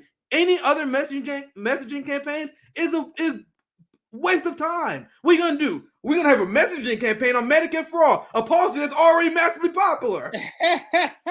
I know. I'm gonna launch a presidential bid where I run on legalizing marijuana. That's gonna be very popular. Nick, what's the point of doing that? The point of messaging campaigns is literally to take unpopular ideas and make them popular. Progressives like, we're gonna run a messaging campaign on shit that's already popular. What's the fucking point? To Bernie Sanders' credit, at least he ran on shit that wasn't popular, right? He made Medicare for all popular by running. These lady progressives in the new generation, they want to run a show that they're already popular, running for no fucking reason. No reason at all. Let me bring up this text or this tweet, and this is not the point. But I got to start here. If no progressive candidate challenges the establishment from within the Democratic Party, which is curious, because he's making it a point that they must be within the Democratic Party, then there will be no serious national conversation about healthcare, climate, and labor. This is the reason why I brought it up, because you were speaking about healthcare.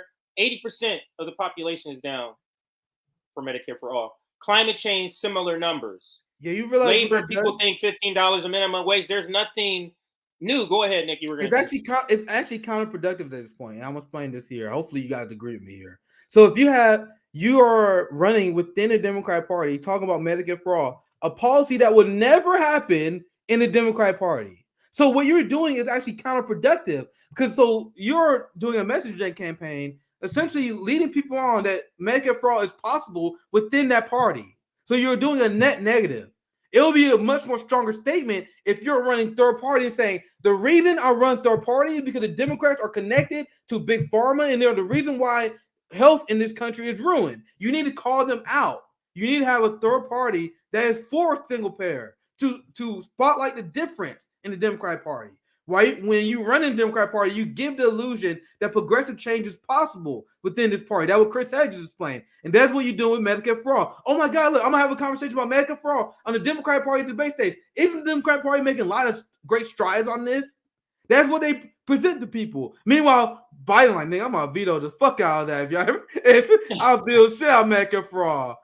This is dead, but they want to continue the idea that it's possible within Democrats. That's why I think it's actually negative at this point. At this point, we need to be making the argument that the only way we get Medicare for all is outside of two-party duopoly.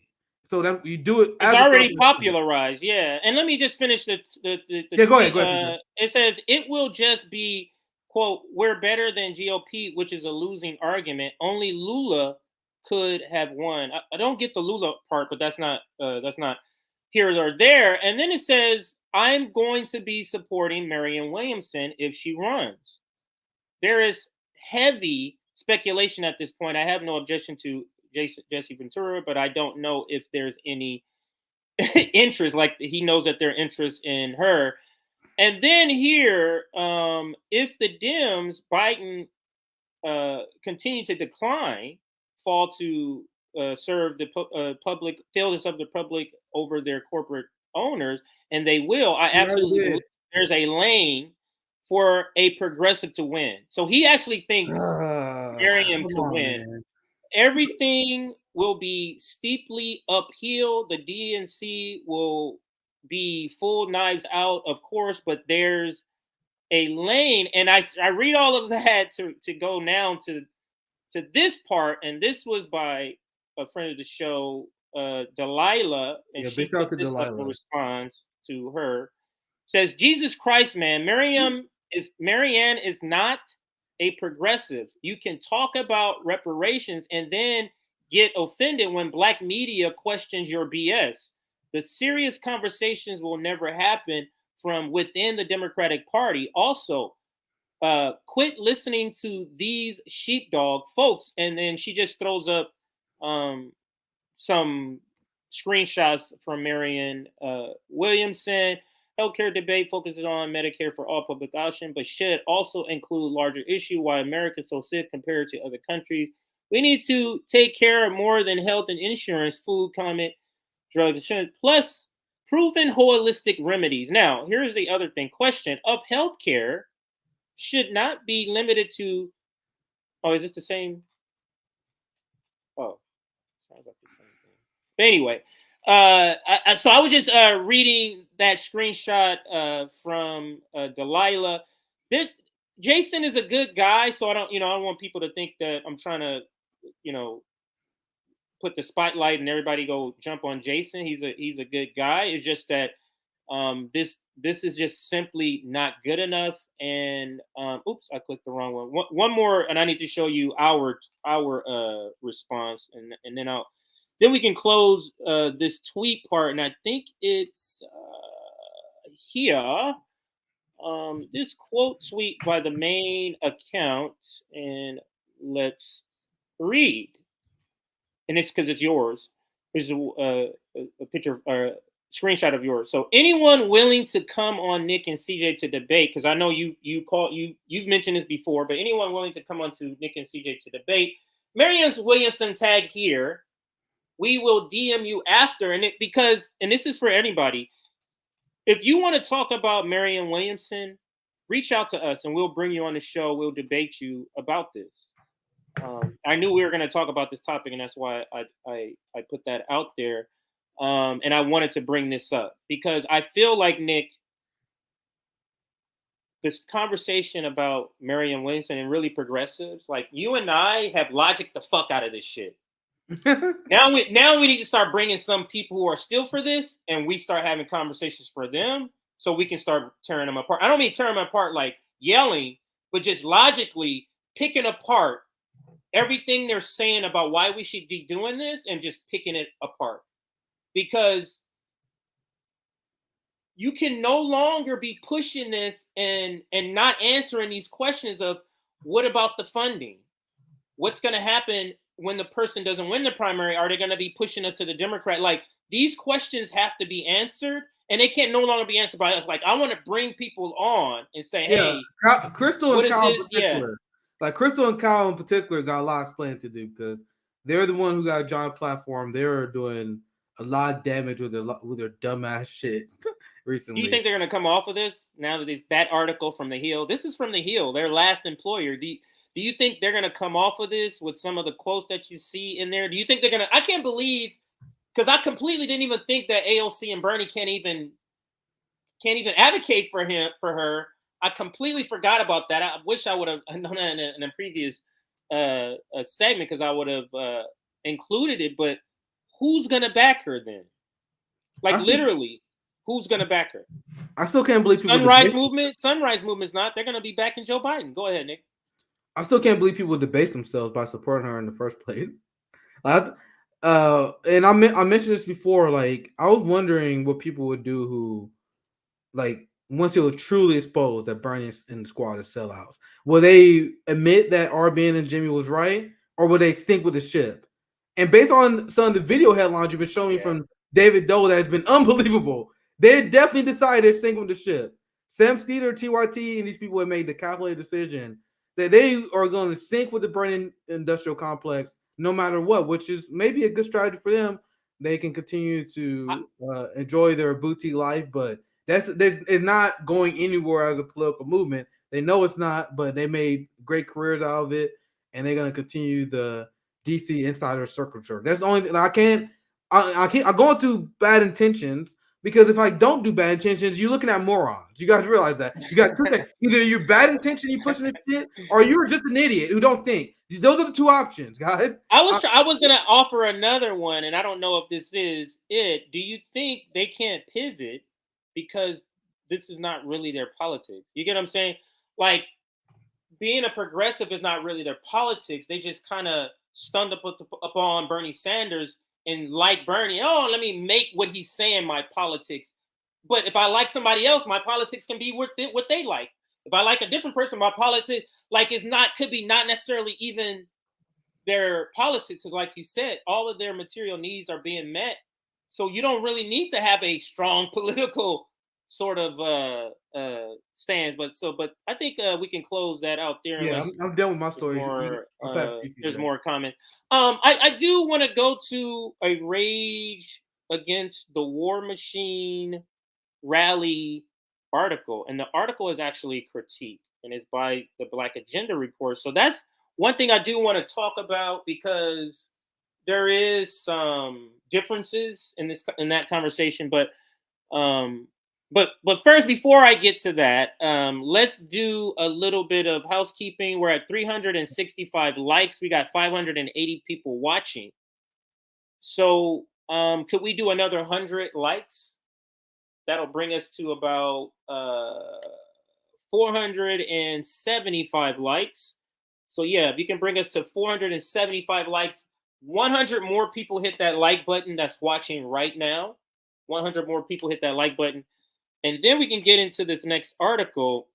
Also share if you're on a platform to share. But we're going to be talking about Rage Against the War.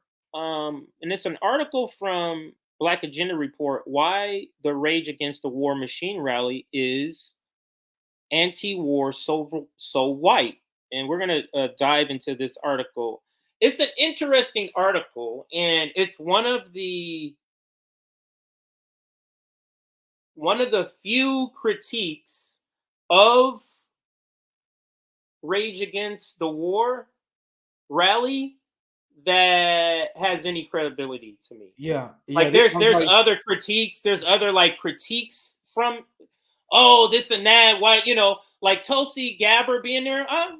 That's a legitimate critique, but is it is it rivet? Like, it's not. It's like, yeah, she's against this war, okay, and she's not so-called against other wars. That's not really a critique that rises to, oh, we need to talk about it. I do think this critique is something that rises to the level that we need to talk about. Go ahead. So I think the critique about Tulsi is ridiculous. I'm gonna explain here soon, actually. But this is one of the few critiques that makes sense, and you're gonna explain here very soon.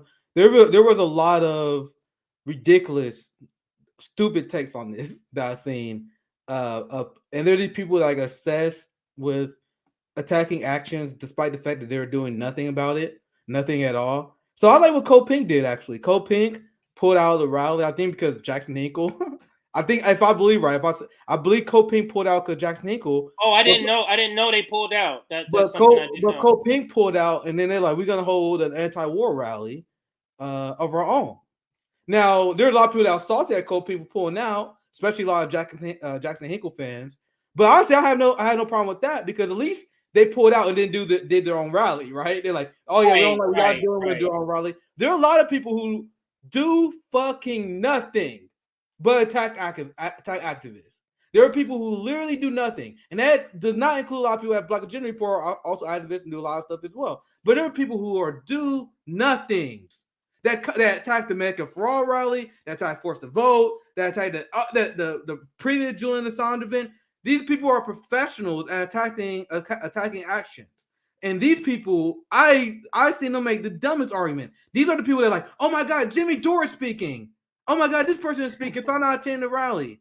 That is ridiculous. And I'm gonna put this down just for 1 second. I'm gonna explain. Yeah, go ahead. Yeah, because this does not apply to that article. That's why I'm gonna say this part first. Because there are a lot of people that say, and I'm gonna explain why I don't agree with the Tulsi thing. Tulsi is not anti-war, but having big names speak at anti-war rally is important as long as they're spreading an anti-war message. Because now I want you guys to really think about this. What is the purpose of a rally? There are a lot of people that think this rally, the purpose of the rally is to boost the YouTubers that are involved. They think that the point of a rally is to boost the Substack of Scott Ritter and the Substack of any random person. That is not the purpose of a rally. That is not the purpose. The purpose of a rally is to get people to talk about the issue. So Tulsi Gabbard, even if she is wrong on some issues and you won't consider her anti-war, her being at the event that brings eyes on the event that get people to talk about being anti-war is a win. Is a win. I want people to really think, what is the goal? You have an anti-war rally. What is the goal? The goal is to get people to talk about ending the wars. If you can do that by any means necessary, because it's that important. Even if they're not 100% principled. I see people pull up all the cringe stuff that Jackson Hinkle said. I think this is one of the reasons why Cole Pink pulled out. They're like, Jackson Hinkle said a lot of racist, sexist stuff, whatever, allegedly. And I'm like, if you feel uncomfortable with that, that's okay. But we need to have a conversation what it means to work with libertarians. Because there's some people that say this stuff. It's easy to say, I'm willing to work with libertarians and right-wingers to end the war until you see what that looks like. Until you see a right-winger that is really fucking got some messed up views. So when you say that I want to work with libertarians to end the war, are you saying I only want to work with good libertarians? How much of the population are you wanting to cut out to end war? So to me, when there's these political actions, it's not a sign. And once again, there are a lot of people who view politics as a test of morality. So politics is all about, oh, I'm hanging around good people. I'm a good person. I am doing morally great things. So a lot of people don't want to be associated with any event that have morally dubious people because they think that reflects on them. So my ego on the politics is completely removed. I care about the results and what that would mean in terms of the movement. If you can get people that can drag attention and voices on the movement, that is the only goal of actions. And people think the goal of action is to affirm themselves and their community. What I mean by that, you can't have Jimmy Dore speaking. You can't have Jackson Hinkle speaking because you will give him legitimacy. I've seen people say this, CJ. I've seen people say you can't have this person speak because you will give him legitimacy. What the fuck does that have to do with anything? I don't give a fuck if they get legitimacy. I just want the anti-war message to get out. You gotta see how there's always this different shit. And I literally see people say, they will say this to your face. I don't want Jackson Hinkle speaking at this event because it will give him a legitimacy. It will give him recognition on YouTube. I don't care about that.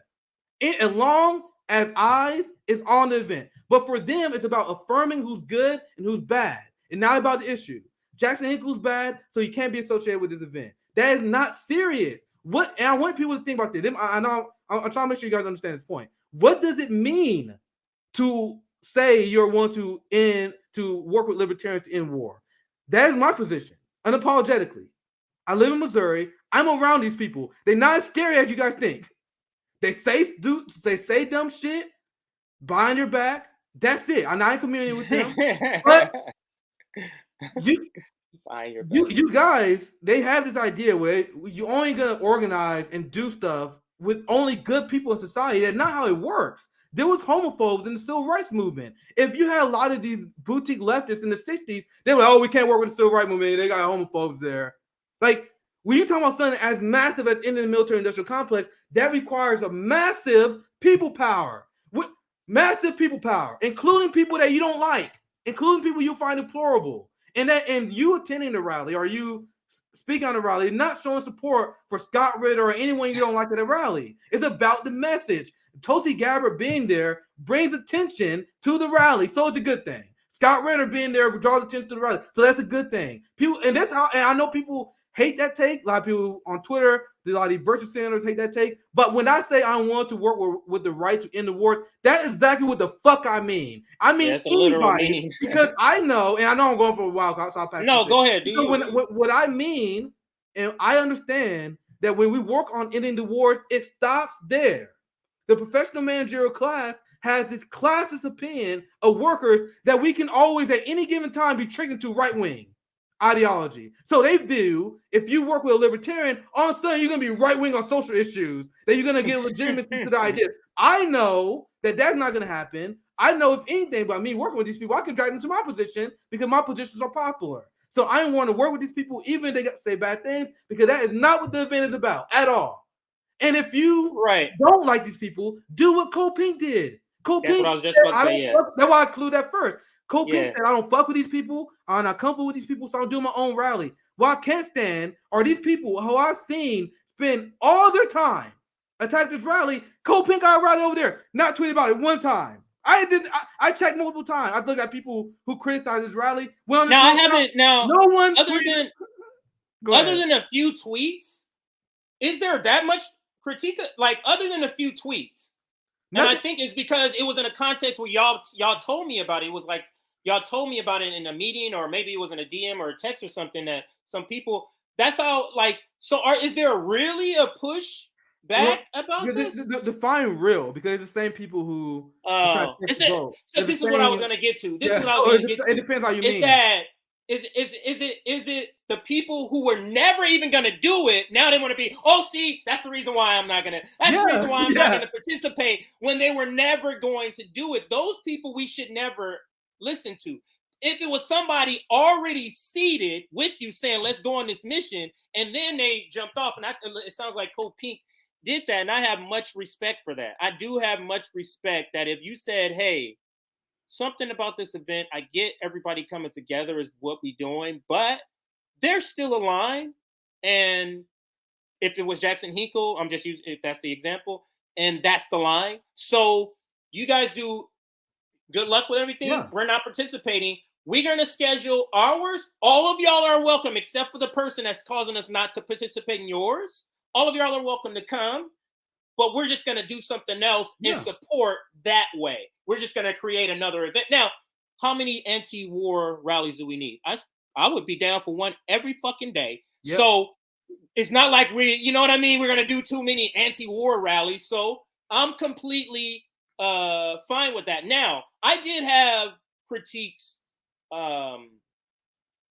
for this rally, but it was the same reason for the article. And then I didn't even know the article was written, and then until Margaret emailed us I saw it. Article. And then I was like, oh, I never even seen this.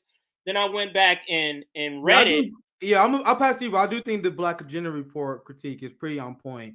But I'll pass you to there. You can explain. Yeah, the Black Agenda Report is pretty on point. Let me do one more announcement, because we kind of jumped into it. Then that is our Substack. It's very important we get more people on our Substack, because I'm the one that has a high anxiety and always just fear that, oh, things are not going to go right. Somebody's going to come in. So I want to make sure we have everybody's contact information. So just in case our Twitter goes down, our YouTube goes down, we can say, hey, reach out to everybody who watches us religiously or watches us a lot. Make sure you get on our Substack for that reason. Also, to get notifications. Also, to get our Discord link to join our Discord. If you are into Discord, for all those reasons, join our Substack. Let's like the video. We just hit 600 people watching. Can we push to, I think it was 475 was the last target. 475 was the last target. So now let me bring up, I'm going to bring up how I saw it online first, and then we'll talk about it. And this is the PB is a Black Agenda. Oh, Black Agenda Report. I'm going to put bar. PB is for something else. So this is Black Agenda Report's critique of Rage Against the War, which is the rally that's coming up. Now, full disclosure, we have RBN's going to be there. Sabby is going. Yeah, she's announced that. Yeah, I believe she has announced it. So Sabby will be there. So we already had planned for an RBN member to show up at the rally. But yeah, I mean, yeah, let me just continue this way. So a couple of things I want to show you on Twitter, and this is the article when they posted it, and I'll read the title again. Why the Rage Against the War Machine rally is anti-war so white, and that's a hashtag. And I clicked on that hashtag, and that's how I got here. So here go a couple of other things, and in particular, I wanted to bring you to Ajamu's critique here, or his tweet, and this is one of his tweets. He's tweeted about it recently. I think today he also tweeted about it. And for those, why is RBN even entertaining critiques of something like a war rally? The reason, and I told Nick this, and why I said I think we should probably cover this, and he agreed. The Black Agenda Report, Ajuma and Margaret Kimberly, those people over there, these are our elders as Black activists. These are our elders. So if our elders in our community is saying, hey, take a little look at this, that's the reason why I felt like it was important, even though some people may not feel like we should be covering it. But let me read it. You see as you read it here, their criticism is of a substance using theory and basic critical thinking. As you can see with this tweet, I'll let you read it. You see what I'm talking about. It's not, that is such a great point. It's not based on the raw shit libbery that you see. Oh my God, they got a podcast. We don't know. It's actually a substantive breakdown on movement building.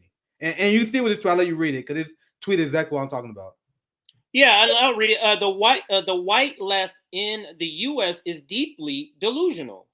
Elements of the left actually believe a radical movement leading to revolutionary change will be led by white activists with Black and colonized people as backdrops. That's when I first started to hear, and I was like, wait a minute, what? This is, and I started hearing some of the critiques. Now, the Libertarian Party did reply, and I guess we can read it. Let's see what it says. Yeah, are you doing the U.S. empire's divide and conquer dirty work with race essentialism aimed at opposing the war machine because nuclear Armageddon will kill everyone regardless of skin color, making it the ultimate equalizer? And then here is his reply. Of course, we support opposition to the war machine and hope you continue your advocacy. But if you were concerned about division, you might have reached out to the anti-war, anti-imperialist formations that target for defeat the connection between war and white supremacy.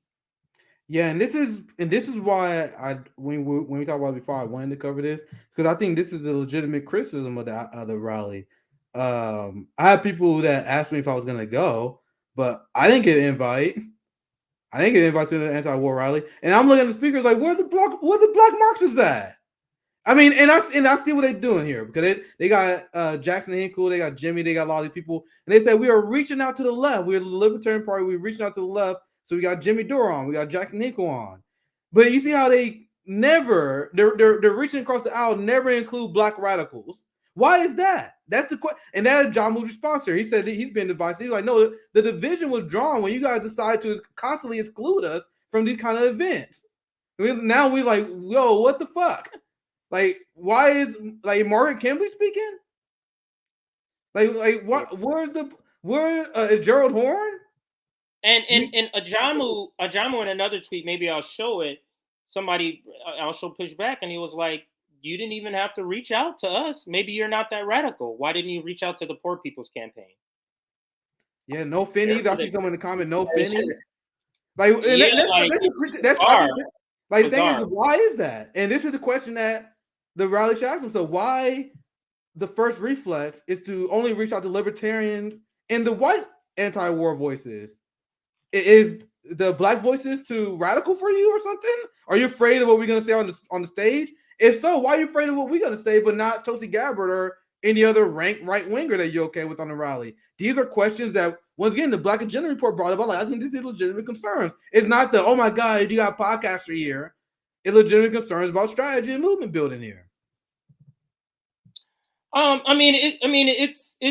It is. I mean, essentially, he's saying. Essentially, the point is, if we need to assemble a multi-generational, multicultural, multi-ethnic, multi-economic background coalition to defeat them, why would you only invite one of those categories that I mentioned? Yeah, that's the point. Yeah. Like, why wouldn't you?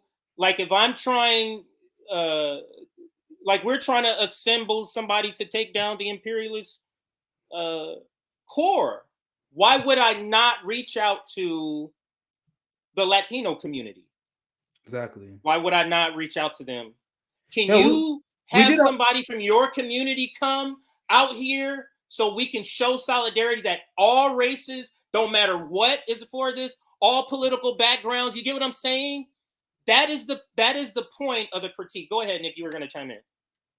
And I'm asking, I need to look at the guest list again. Like, do they have Palestinians speaking? Like, because like when you say you want to build a multiracial working class to oppose the war, and then but you invite nothing but prominent white speakers, it's like you're sending mixed signals here. And that's to John's point, which is important historically. There's people who believe, and this is mostly like the MAGA communists. These are the people that believe that we're gonna have some sort of revolution with white people out in front. That MAGA are gonna be out in front.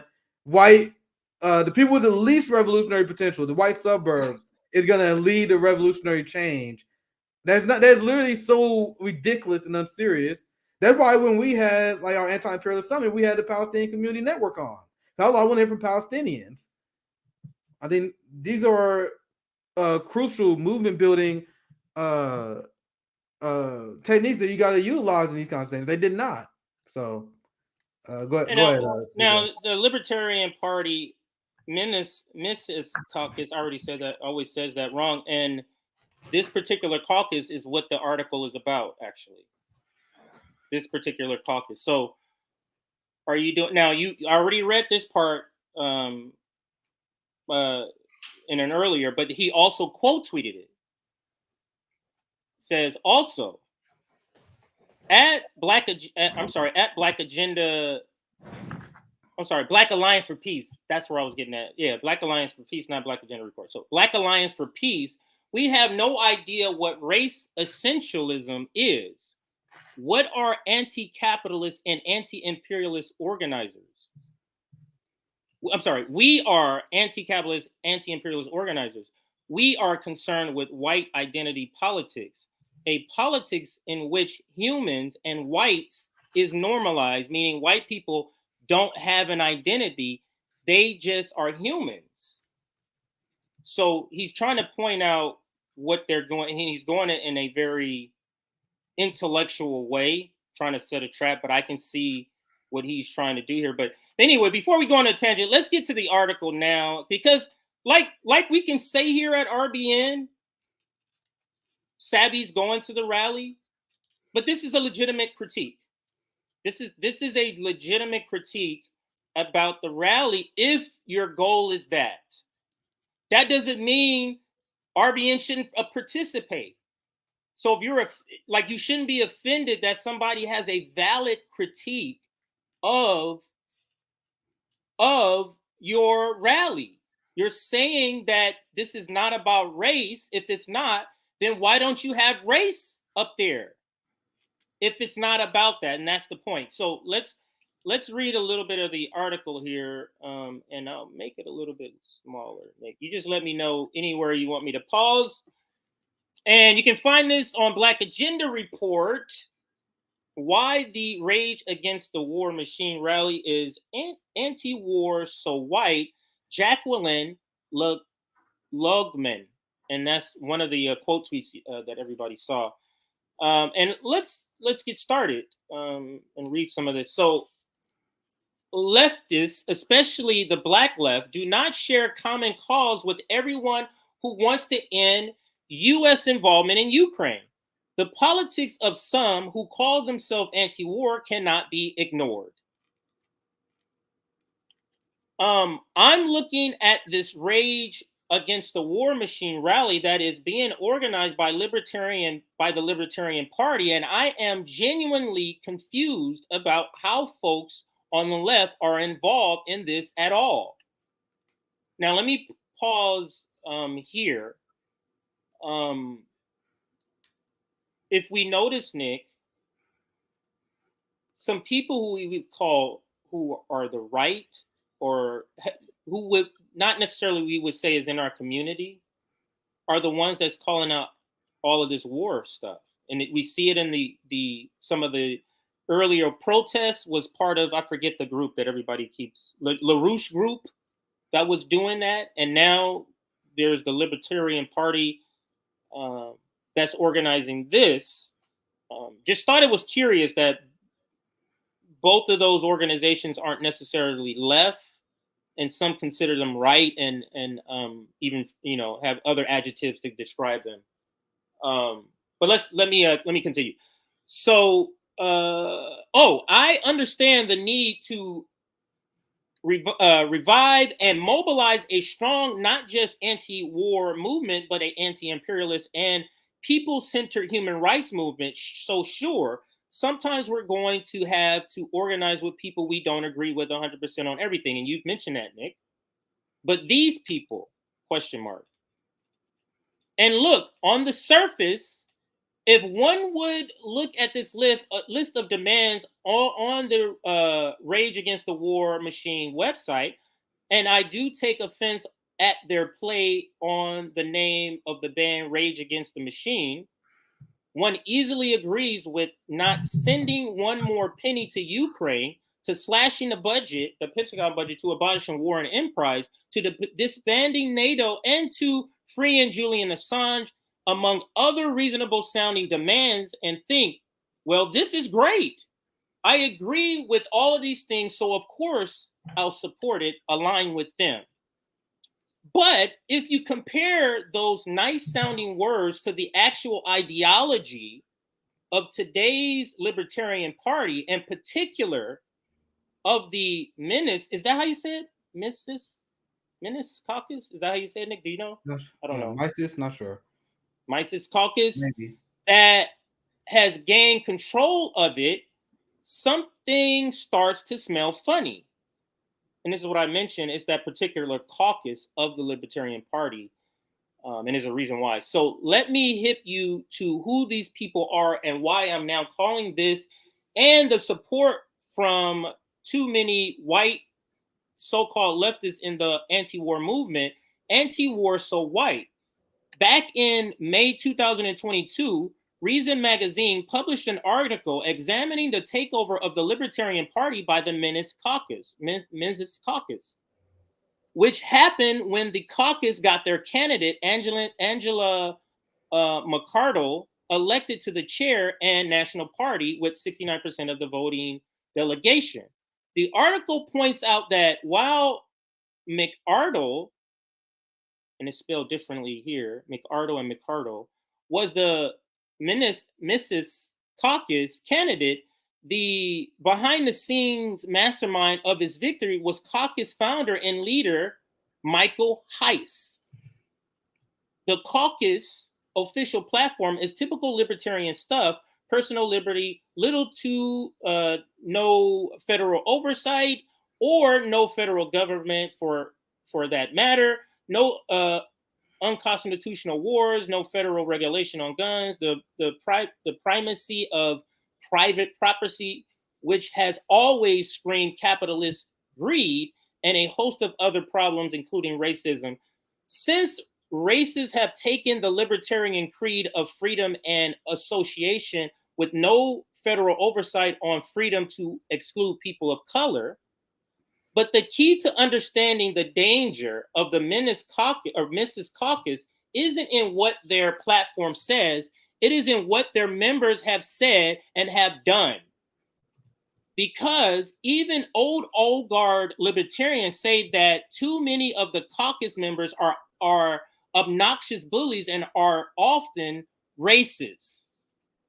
The Reason magazine article cites the example of the New Hampshire Libertarian Party, and we had a problem with them personally, Nick, the RBN account with them. They had said something about Black history or something. Nobody owes you nothing about slavery. And then we called them out. It kind of went viral. This is who they are. Yeah. So go ahead. Oh, well, I didn't. I kind of want you to finish because, like I said earlier in this segment, like I like Jamu's assessment on this, where he critiquing it in terms of movement building. Like, you think you're gonna have a revolutionary movement without people of color? Like, you're gonna have it with only a white-led libertarian? I think that's a solid critique. What this article, what she's describing at this point is essentially what a lot of libertarians believe. So this is the question boils down to: are you willing to organize with libertarians or not? If this person signed their answer is no, because she cited the beliefs and opinions of this caucus. Now, this is why I disagree, because like it's irrelevant, because she bringing a lot of stuff that not have to do with the war. Like, so right now, this is a long article. Let me just cut you off so I can sorry. That way you're not saying it out of context. Go ahead, finish. So what she does is she's setting the background on why they're not even asking Black people to come.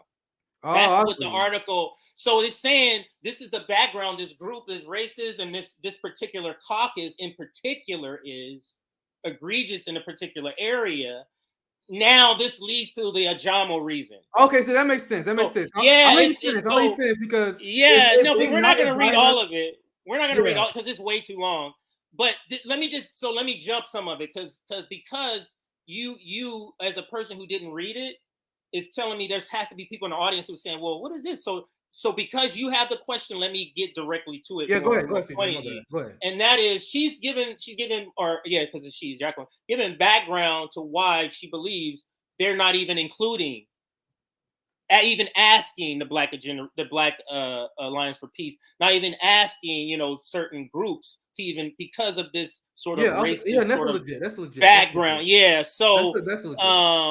So it talks about that. It does talk about the history of it a lot in the beginning, but it then gets into the analysis of it, of how no one is being asked to come to this. Savvy went down there because she wanted to cover the event. As far as I know, she's going down there as a journalist. Yeah, she's not going down there because she was like unless I'm misspeaking, unless something changed. But the last time we all talked about it, I remember that's what she was saying. Which is fine, because I had people on here begging me to go. Like, I got a lot of personal life reasons. Once again, this is also tied to my announcement coming up soon, regarding with my RBN chapter as well. So there's a lot of reasons why I can't go. But there's a lot of people in my audience asking me, a lot of people who reached out to me on Twitter who are pretty big. I'm not gonna name drop, but they're pretty big anti-imperialist account. Like, Nick, are you going? But no one had to organize. None of the organizers was like, hey, Nick, that guy who schooled Robbie on the Hill about Venezuela and sanctions? No, the guy who schooled Destiny about imperialism. No one bothered like, hey, Nick, you want to go? Which is bring to this article point of the libertarians not being comfortable with Black Marxists and showing how they're being disruptive. Because they expect us to kowtow, lower our heads, like, oh, can we please be part of this movement? Instead of the people who are victims of this leading the movement. Instead of and that's the point. Yeah. So I should have kind of prefaced I should have said that in an article instead of just beginning. And I always do that. I never give it the right introduction. So they were setting the groundwork to explain why they're not even reaching out, and it does make sense because this is the question we were asking before we got to the article. Nick, is like, why aren't you reaching out to these people? And if this particular caucus is the one that's running the Libertarian Party, which in turn is the one who kind of started this rally, now you see why they haven't been invited. Now you see why. And Ajamu makes the point, if you think this is the way you're going to, like, approach this problem of anti-war, anti-imperialist, anti-colonialism, if you think that's how you're gonna just band together with a bunch of people who are not the victims of colonialism, Who are not revolutionary. Yeah, you know what I mean? Like if you think that's, and then what do you think? Black people are just and people are going, oh, let's go ahead and join. That's not what's gonna happen. So why aren't you reaching out to these people? That's a genuine question, not even black. Like if there's a person who is anti-imperialist like Margaret Kimberly, why aren't you reaching out to Margaret Kimberly? That is a legitimate, not, let's say she was of a different race, but had the same body of work. Did they reach out to Gerald Horne? No, that's what I'm saying. Like, why aren't you reaching out to these people? That's a legitimate critique. But RBN will still be reporting further from the rally, but you know, that it is what it is. I think let's go to some comments because I'm curious. There might be some people pushing back on us, Nick. I don't know if you've seen any yet, or pushing back on the article because we're really just talking about the article. Yeah, let me get to. I'll see. Oh, here goes one super disappointing take. Yeah. Keep going, Nick. If you saw one, you said there's one. So let's look at the speaker list. Bring up the speaker list and let's see, because there are a couple of black faces in there. And I think maybe that's what people are going to say. Look at the list. That is not at all the point. That is not at all the point. The point that Ajamu is making is, why as an organization aren't you reaching out to other anti-war organizations like you reached out to Cold Pink? That's it. Like, why aren't you reaching out to them? They are also an anti-war, anti-imperialist. Why aren't you doing that? This person said, sorry, Nick, for good reason you critique politicians for crying, but they're mean to me. But it seems you're doing the same. That is not why. They're mean to us? At no point did we say they're mean to us. They're mean to us. The critique is, why is there not an invitation to black Marxists? That is not saying that they're being mean to us. Like, I don't understand the connection there. I really don't. That's because there isn't a connection, Nick. If I feel like this article hits a particular mark, and I think it hits the target squarely, not the article, but the critique, because we didn't get into the article part about what Ajamu was more saying. And maybe that's what I forgot about that. Their comments could have been about the first part before I explained that. I forgot about that. Yeah, I'm trying to put these comments. I'm trying to put these comments. The comments are moving fast. I'm trying to put them up as they come. I'm not trying to they're going super fast. I'm not trying to pick any of them out, but they're going hella fast. Make sure you guys leave a super chat if you want one. If you have a chat you really want us to get to, because I want to do this, but I don't want to make it seem like I'm picking good ones and bad ones. I'm literally just trying to click the first one I see. So guys, that's not what I'm trying to do. It is the chat is moving super fast. It's not like Margaret is head of the movement. She just writes a good one. There's a lot of chats here, guys. There are a lot. We got a lot of people here. So why Chris Hedges just writes too? How about Chris Hedges just writes? He's not part of a movement either. He got an invitation. Yeah. I think no. It feels like this, Nick. Like if you think that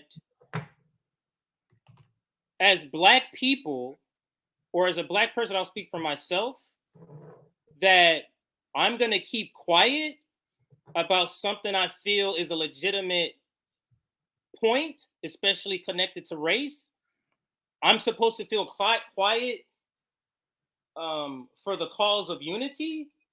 I don't fucking think so, sir, or ma'am, or person. I don't think so.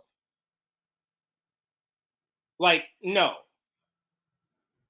So both can happen. The critique can happen, and like I said, Sabby's going. But if you get what I'm saying, like if as a black person we have a particular point, and that point is not popular with white leftists, we're not supposed to say it.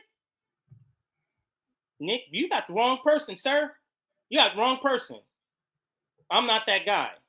I'm not that guy. And I told Nick before we brought this article up, I said, like, people may not want us to talk about it, but like, we're gonna talk about it. So like you're not gonna make me feel uncomfortable because I'm bringing up a point and because you want to be all like unity. No. How about you say, point taken, we'll do better next time, and let's go hand in hand and go do this. That's all we're saying. Nobody's saying don't go to the rally, and this rally, at least I'm not saying that. I'm not saying the rally should end. Pink didn't say Nobody's saying that. We're simply saying, and we're still going. Like, Sabby's still going. So everybody understand that? We're still attending. Sabby is still going. So, and that's just because she's the closest. I think, yeah, she is the closest to, I'm the furthest thing. Yeah, logistically, JB's kind of far. But anyway, so she's going, so we're still going. So we are all for the rally, about going and just keep doing it, all of that. But the critique is still a critique. The critique is still a critique, and I feel like this also with some Marxists, Nick. And I'm moving the conversation away from the rally now, but to make the point. Like, because there are some conversations when we're talking about Marxists, and Marxists, in particular, white Marxists, bring up stuff that, like, why are you bringing up race stuff? Is like we're supposed to be quiet about stuff that's happening to us because of our skin color. Like, what the fuck do you think this is? Like they don't debunk it. They say, why are you talking about it? It's not like they don't say it's wrong. They say you're factually wrong here. They say, why are you talking like? Or do you want us not talk about the material conditions that we live under?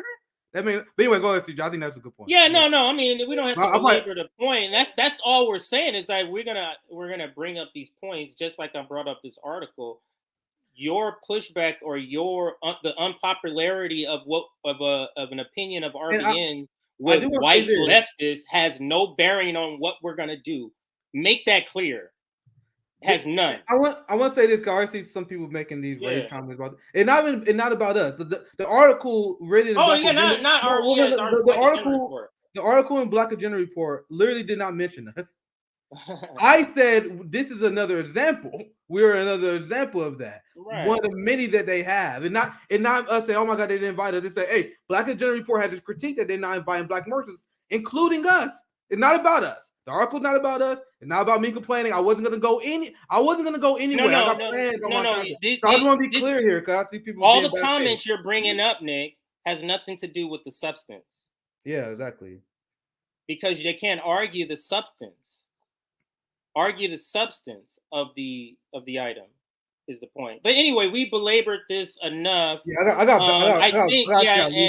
so we can kind of wrap this up. I think we actually covered. Yeah, we covered everything anyway. Yeah, I got all my stories. I don't know if you want to do another one, but but the Ohio derailment story. Once we get more details, because I searched for some articles on that. Like, I know, like, we played the video. Like, that's all I know. Like, you know, it's toxic and all that kind of stuff.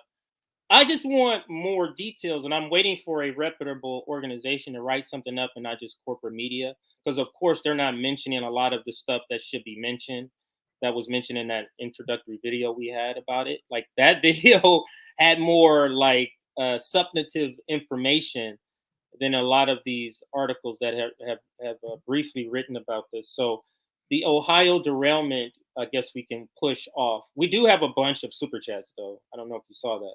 Got a bunch of super chats to get to here. Yeah, I get this. I can do some super chats. Yeah, let's get to some super chats. Thank for 249 from Marcus. Cough. Storming the Brazil. Cough. Assange. Thank you for the super chat. Thank you for the 199 Tyzok. Marianne. It just panhandle from workers. It just a panhandle from workers. Well said. Panhandling workers to get money. Favorite $2, one check away, friend of the show. IRS, make sure you don't have $400 emergency savings. Yeah, it's a class war, sons. It's a class war. I'm telling you. That's why when I saw the Democratic Party spending the IRS, the people with no Marxist analysis saw that like, oh no, Biden going after rich people. That what no Marxist analysis does to a motherfucker. I saw Jim Crow Joe and their capitalist friends. I saw Morning Joe. I saw Joe Scarborough do a statement about the amazing benefits of spending the IRS, and I immediately knew it was bad for workers when that happened. Because I understand class antagonisms. I understand what side they are. Meanwhile, people who have no Marxist theory, people who have no analysis based on dialectical materialism, they like, oh man, Biden, I don't know, it's 50-50. They get caught off guard on this shit. It's like politics is super unpredictable. The world is crazy. They don't see stuff coming because they don't read. They don't know anything. Anyway, thank you for $5. Yep. The various government three-letter agencies are your enemies as well. For most of them are the tools of the capitalists to keep us oppressed. Another one from one check away, 400K tax funded. Chiefs parade. I thought we won. Yeah. The parade. The Eagles look like they had it for a little bit, and then things happen. Yeah. Thank for the $3, Michael. It is time to completely leave the Democratic Party. I'm assuming there. Well said, Michael. Thank you for $5.99. The French Revolution started by storming the Bastille, a prison. Just facts. That's what I think. I might have read that one already. But anyway, still a good super chat. I think we all caught up unless a new one came in. We appreciate the super chats and everything as well. You see all of these. Let me see. Oh, these are some regular comments. So all of these are not. Okay, so yeah, it looks like you read. Yeah, I think I got everything. Yep. So I'll pass it to you. I got actually got head out. But, yeah, we're just gonna close out. Oh, when are people gonna see you? Guests, anything like that? You want to any announcements for any of that for the rest of the week before you take off? Nick at Night Wednesday evening. I have a few guests I'm working on right now. I'll confirm. I'll let you guys know tomorrow. All right. I'll let you guys know tomorrow. But yeah, I got a lot of stuff working on. I got a lot of stuff. But I'll see you guys tomorrow. All right, Nick. I'll see what sort of closeout video we have here, and I'll put that up for you. Oh, it looks like this just came in. Misinformed about the nature of sanctions. Sorry. There you go. Thanks, Nick and CJ. Let's find a closeout video. That's a good one. Oh, this is Rome. What is Rome doing here? Oh, Rome is showing some of the work. Let's put this video up. Some of the work Rome is doing at the library. He's doing some of the work himself. Well, things never go as planned, but Stop playing. It is what it is. You see that? Yeah, we cut it a little bit too far back, and now we can't trust into it. So what I'm gonna have to do is I'm gonna pause. I'm gonna beat off that piece of wood and put another piece of wood right there, jack it up like we got this piece of wood jacked up, so it can be even with the floor up there. You see how far these came down? You see how far those came down? That is fucking crazy. But we on it. Almost done with these trusses. And I can put the floor down. Well, I got to treat this wood. We're going to kills it. Then I can put the floor in. So that is Rome, literally in the floor of what will soon to be a library, community library that he's building on this property here. Yeah. So he's having to. So the floor was uneven. So he's underneath the floor, reinforcing some of the beams, lifting them up to make the floor even. So yeah, that's what Rome is doing some fantastic work out there. So, but that's not the closeout video. So let's go to the closeout video. I don't know. It seems like there hasn't been a lot of news today. The derailment. I'm just shooting the shit right now with everybody. The derailment was pretty big news story. Who is this? Joe Manchin joins GOP to create a task force to block rule implemented by Joe Manchin strikes again. Okay, so let's how long is this here? All right, so we can end with this one. Is this Cori Bush? Oh, wow. No. No. No. Let's go to Mint Press C. What's going on here? I think I played that one already.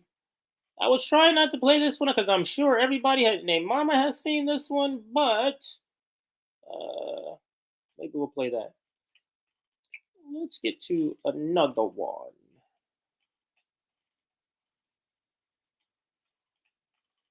This is the one. Oh, not that one. I am looking for a Lee Camp video, but that wasn't the one. That's him actually streaming an actual episode. That's not a clip. I'm looking for the clip. Wow, the destruction of the earthquake there.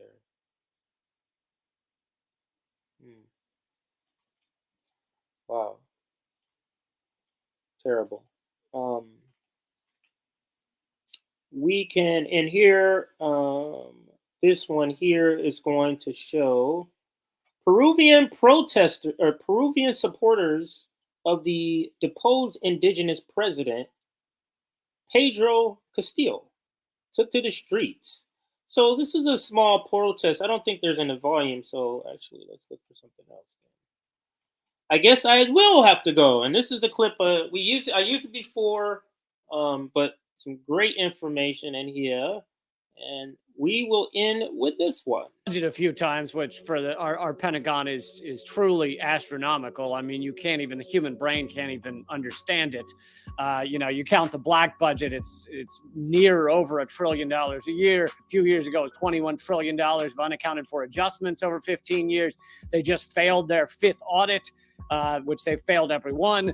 And in that fifth audit, they said they can't account for over half their assets, meaning they don't know where a lot of the stuff is, how it's being used, whether it's being used. This goes for everything from planes and helicopters to buildings.